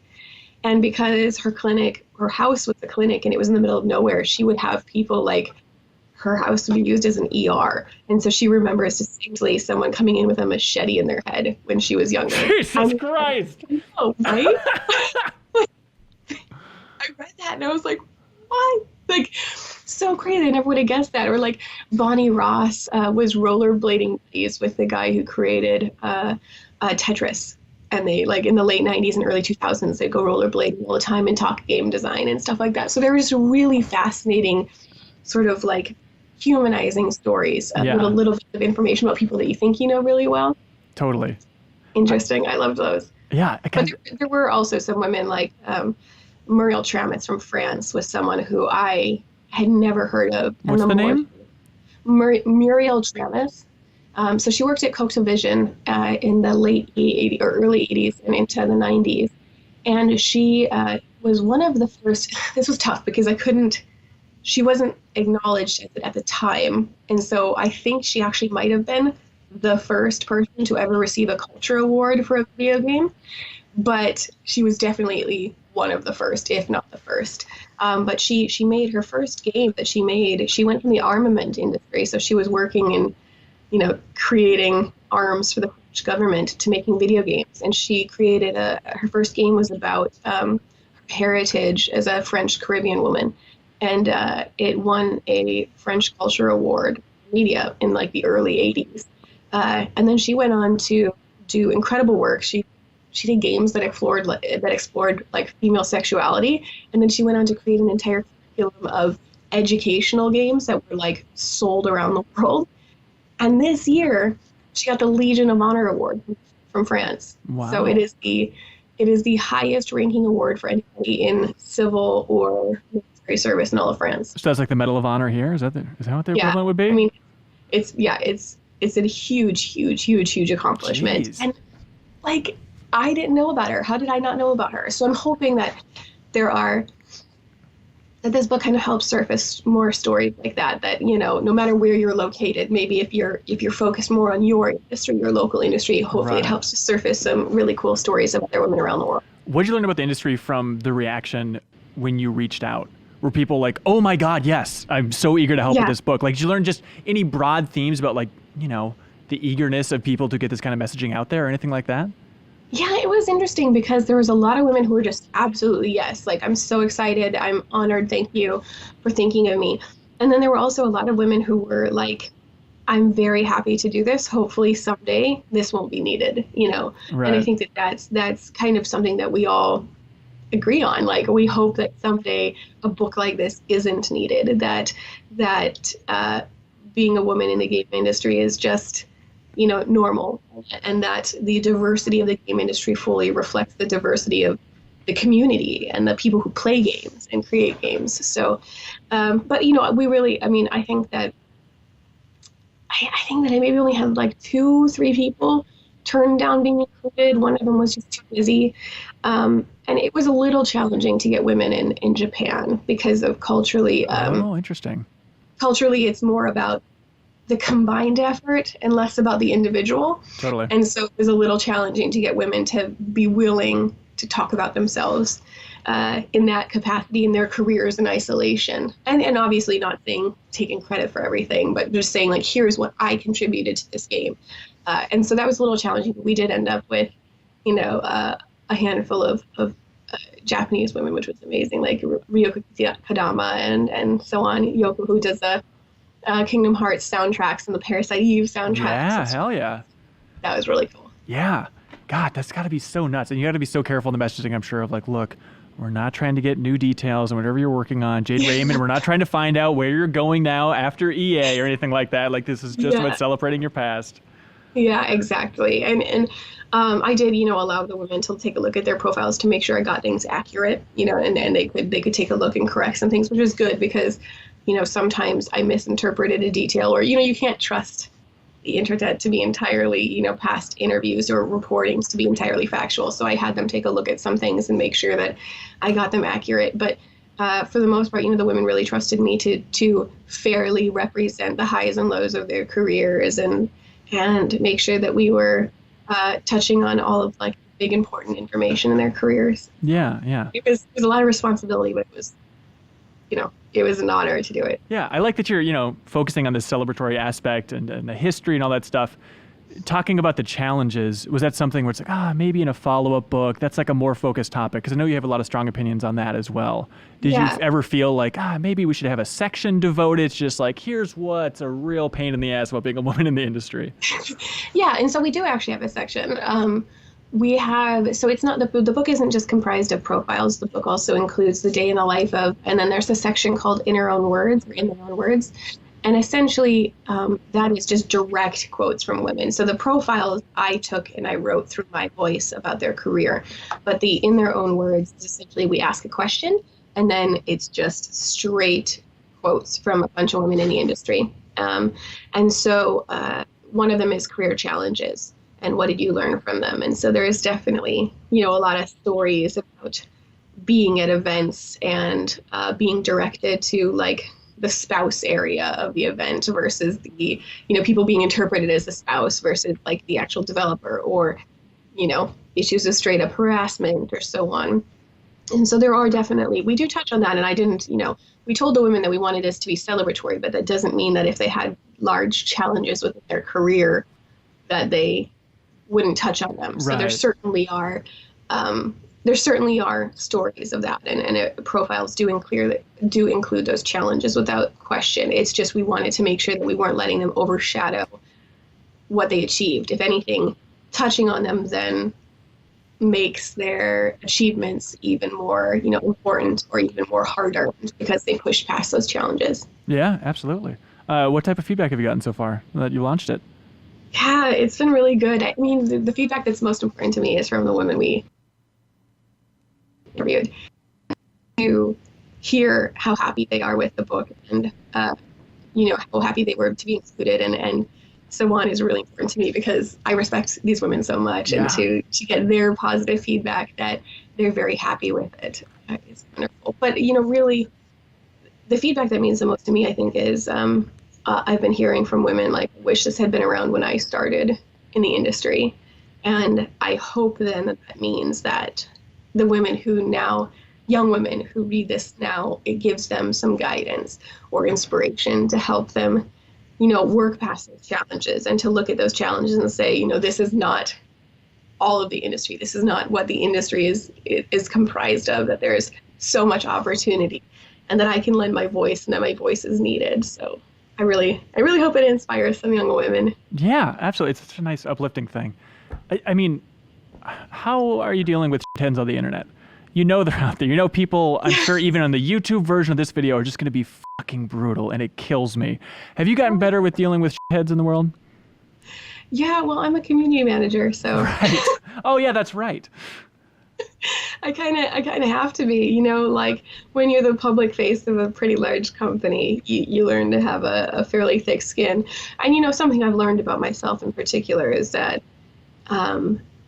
those kind of comments don't get to me unless there's some sort of truth behind them. Right. And if there's some sort of truth behind them, then it basically exacerbates my own concerns. But when I see comments like, oh, I'm looking forward to the 100 Men in Gaming and stuff like that, those kind of comments aren't going to get to me because I understand like that they don't understand why this book is needed and they're not necessarily the intended audience. So that kind of stuff doesn't really get to me because again, it's the people who this book is for understand the need for it and it will resonate very deeply with them. And that's much more important. Yeah. Why is the book needed? Why do you feel so strongly that it is needed? Yeah, I mean, I think it's needed because there still seems to be this this thought that the industry continues to be pretty much has been only male dominated and continues to be an industry for young men or men in general. And I think that a lot of times, even myself having come from game journalism and worked in the industry for over 10 years now, like I wasn't even aware of all of these amazing stories of the women who had contributed early on. Like the first 3 profiles include some of the women from Atari who helped develop the Atari logo and introduced the practice of user research to the entire industry. Right. Like, it was a team of 4 women at Atari who were recognized in 2014 for their work in bringing UR to the entire industry. And so it's a lot of like unsung heroes, like women that weren't necessarily acknowledged, or that their achievements hadn't really been recognized in a large public forum. And so I think that just providing that visibility is so important. And a lot of times people say you can't be what you can't see, and I don't think that's entirely true, but it is in large part true. If it was totally true, that we wouldn't have people that were kind of trailblazers, the people that were the first to do something. But it really is, representation is so incredibly important. And that's why also diversity was so important to me with this book, is because I wanted every, young women from every walk of life, and young people, I say young women because that's my hope, is that it inspires young women. But we wrote this, I wrote it in a way that I hope is very accessible to any gender. And this information should be inspirational to anybody, hopefully, totally, who's interested in the industry. But I hope it is, seeing every young woman who reads this book can find someone that they can relate to in the type of games that they want to make, or the type of struggles that they're dealing with, and seeing them push past that. So, it is really just, representation is just so important. And it's funny because I talk about in my author's note that, Lara Croft was kind of my person that I looked up to, because I didn't know of any women working in the industry at the time when I was playing games when I was very young. And so I looked at her and I was like, well, she's close enough. She basically works in the industry full time. Yeah. She's in gaming, right? So she can be my inspiration. However, the one person who really cemented my vision of seeing myself in the industry was Lisa Mason at Game Informer. Oh, that's so sweet. I subscribed to the magazine, and then one day I looked at the little yellow stacked photos and I saw Lisa. And I was like, there we go. There's a woman at this magazine. If Lisa can do it, I can do it. And so, it really, even on a personal level, I recognize how important that visibility is and representation is. And if I can offer representation on a greater scale, not just hey, there's a woman. I am also a woman. But here's a woman who's doing amazing work in nonprofits, or here's an amazing woman who's doing educational games, or here's an amazing woman who's doing, incredible AAA things, or, just, I hope that representation is helpful to young girls. Yeah, absolutely. Well, hey, congrats on the book. Also, Thank you. Congrats on Shadow of the Tomb Raider coming out around the same time. Oh, and congrats in the future for the Avengers. It's going to be good, right? Thank you. Yes, I'm so excited. Okay, great to hear. Okay. So lots of stuff on the plate right now, but I'm very excited. And because you know the industry so well, I have to ask you this. Outside of all Square products, Game of the Year 2018, what are you going with? Oh, I haven't played many games this year. What the hell, Meagan? You're the expert. I was kind of writing a book and launching a game. I'm sorry. So I have not played much this year. So this holiday I'm bringing, which I'm going to come home to Minnesota soon. So there we go. I'm definitely going to bring God of War home so that I can play that. Yeah. I still want to play Hellblade. I need to play, I want to play Detroit and a couple more, but I seriously think I've been playing Fortnite in my free time when I have free time, because it's so quick and I can play a couple of rounds.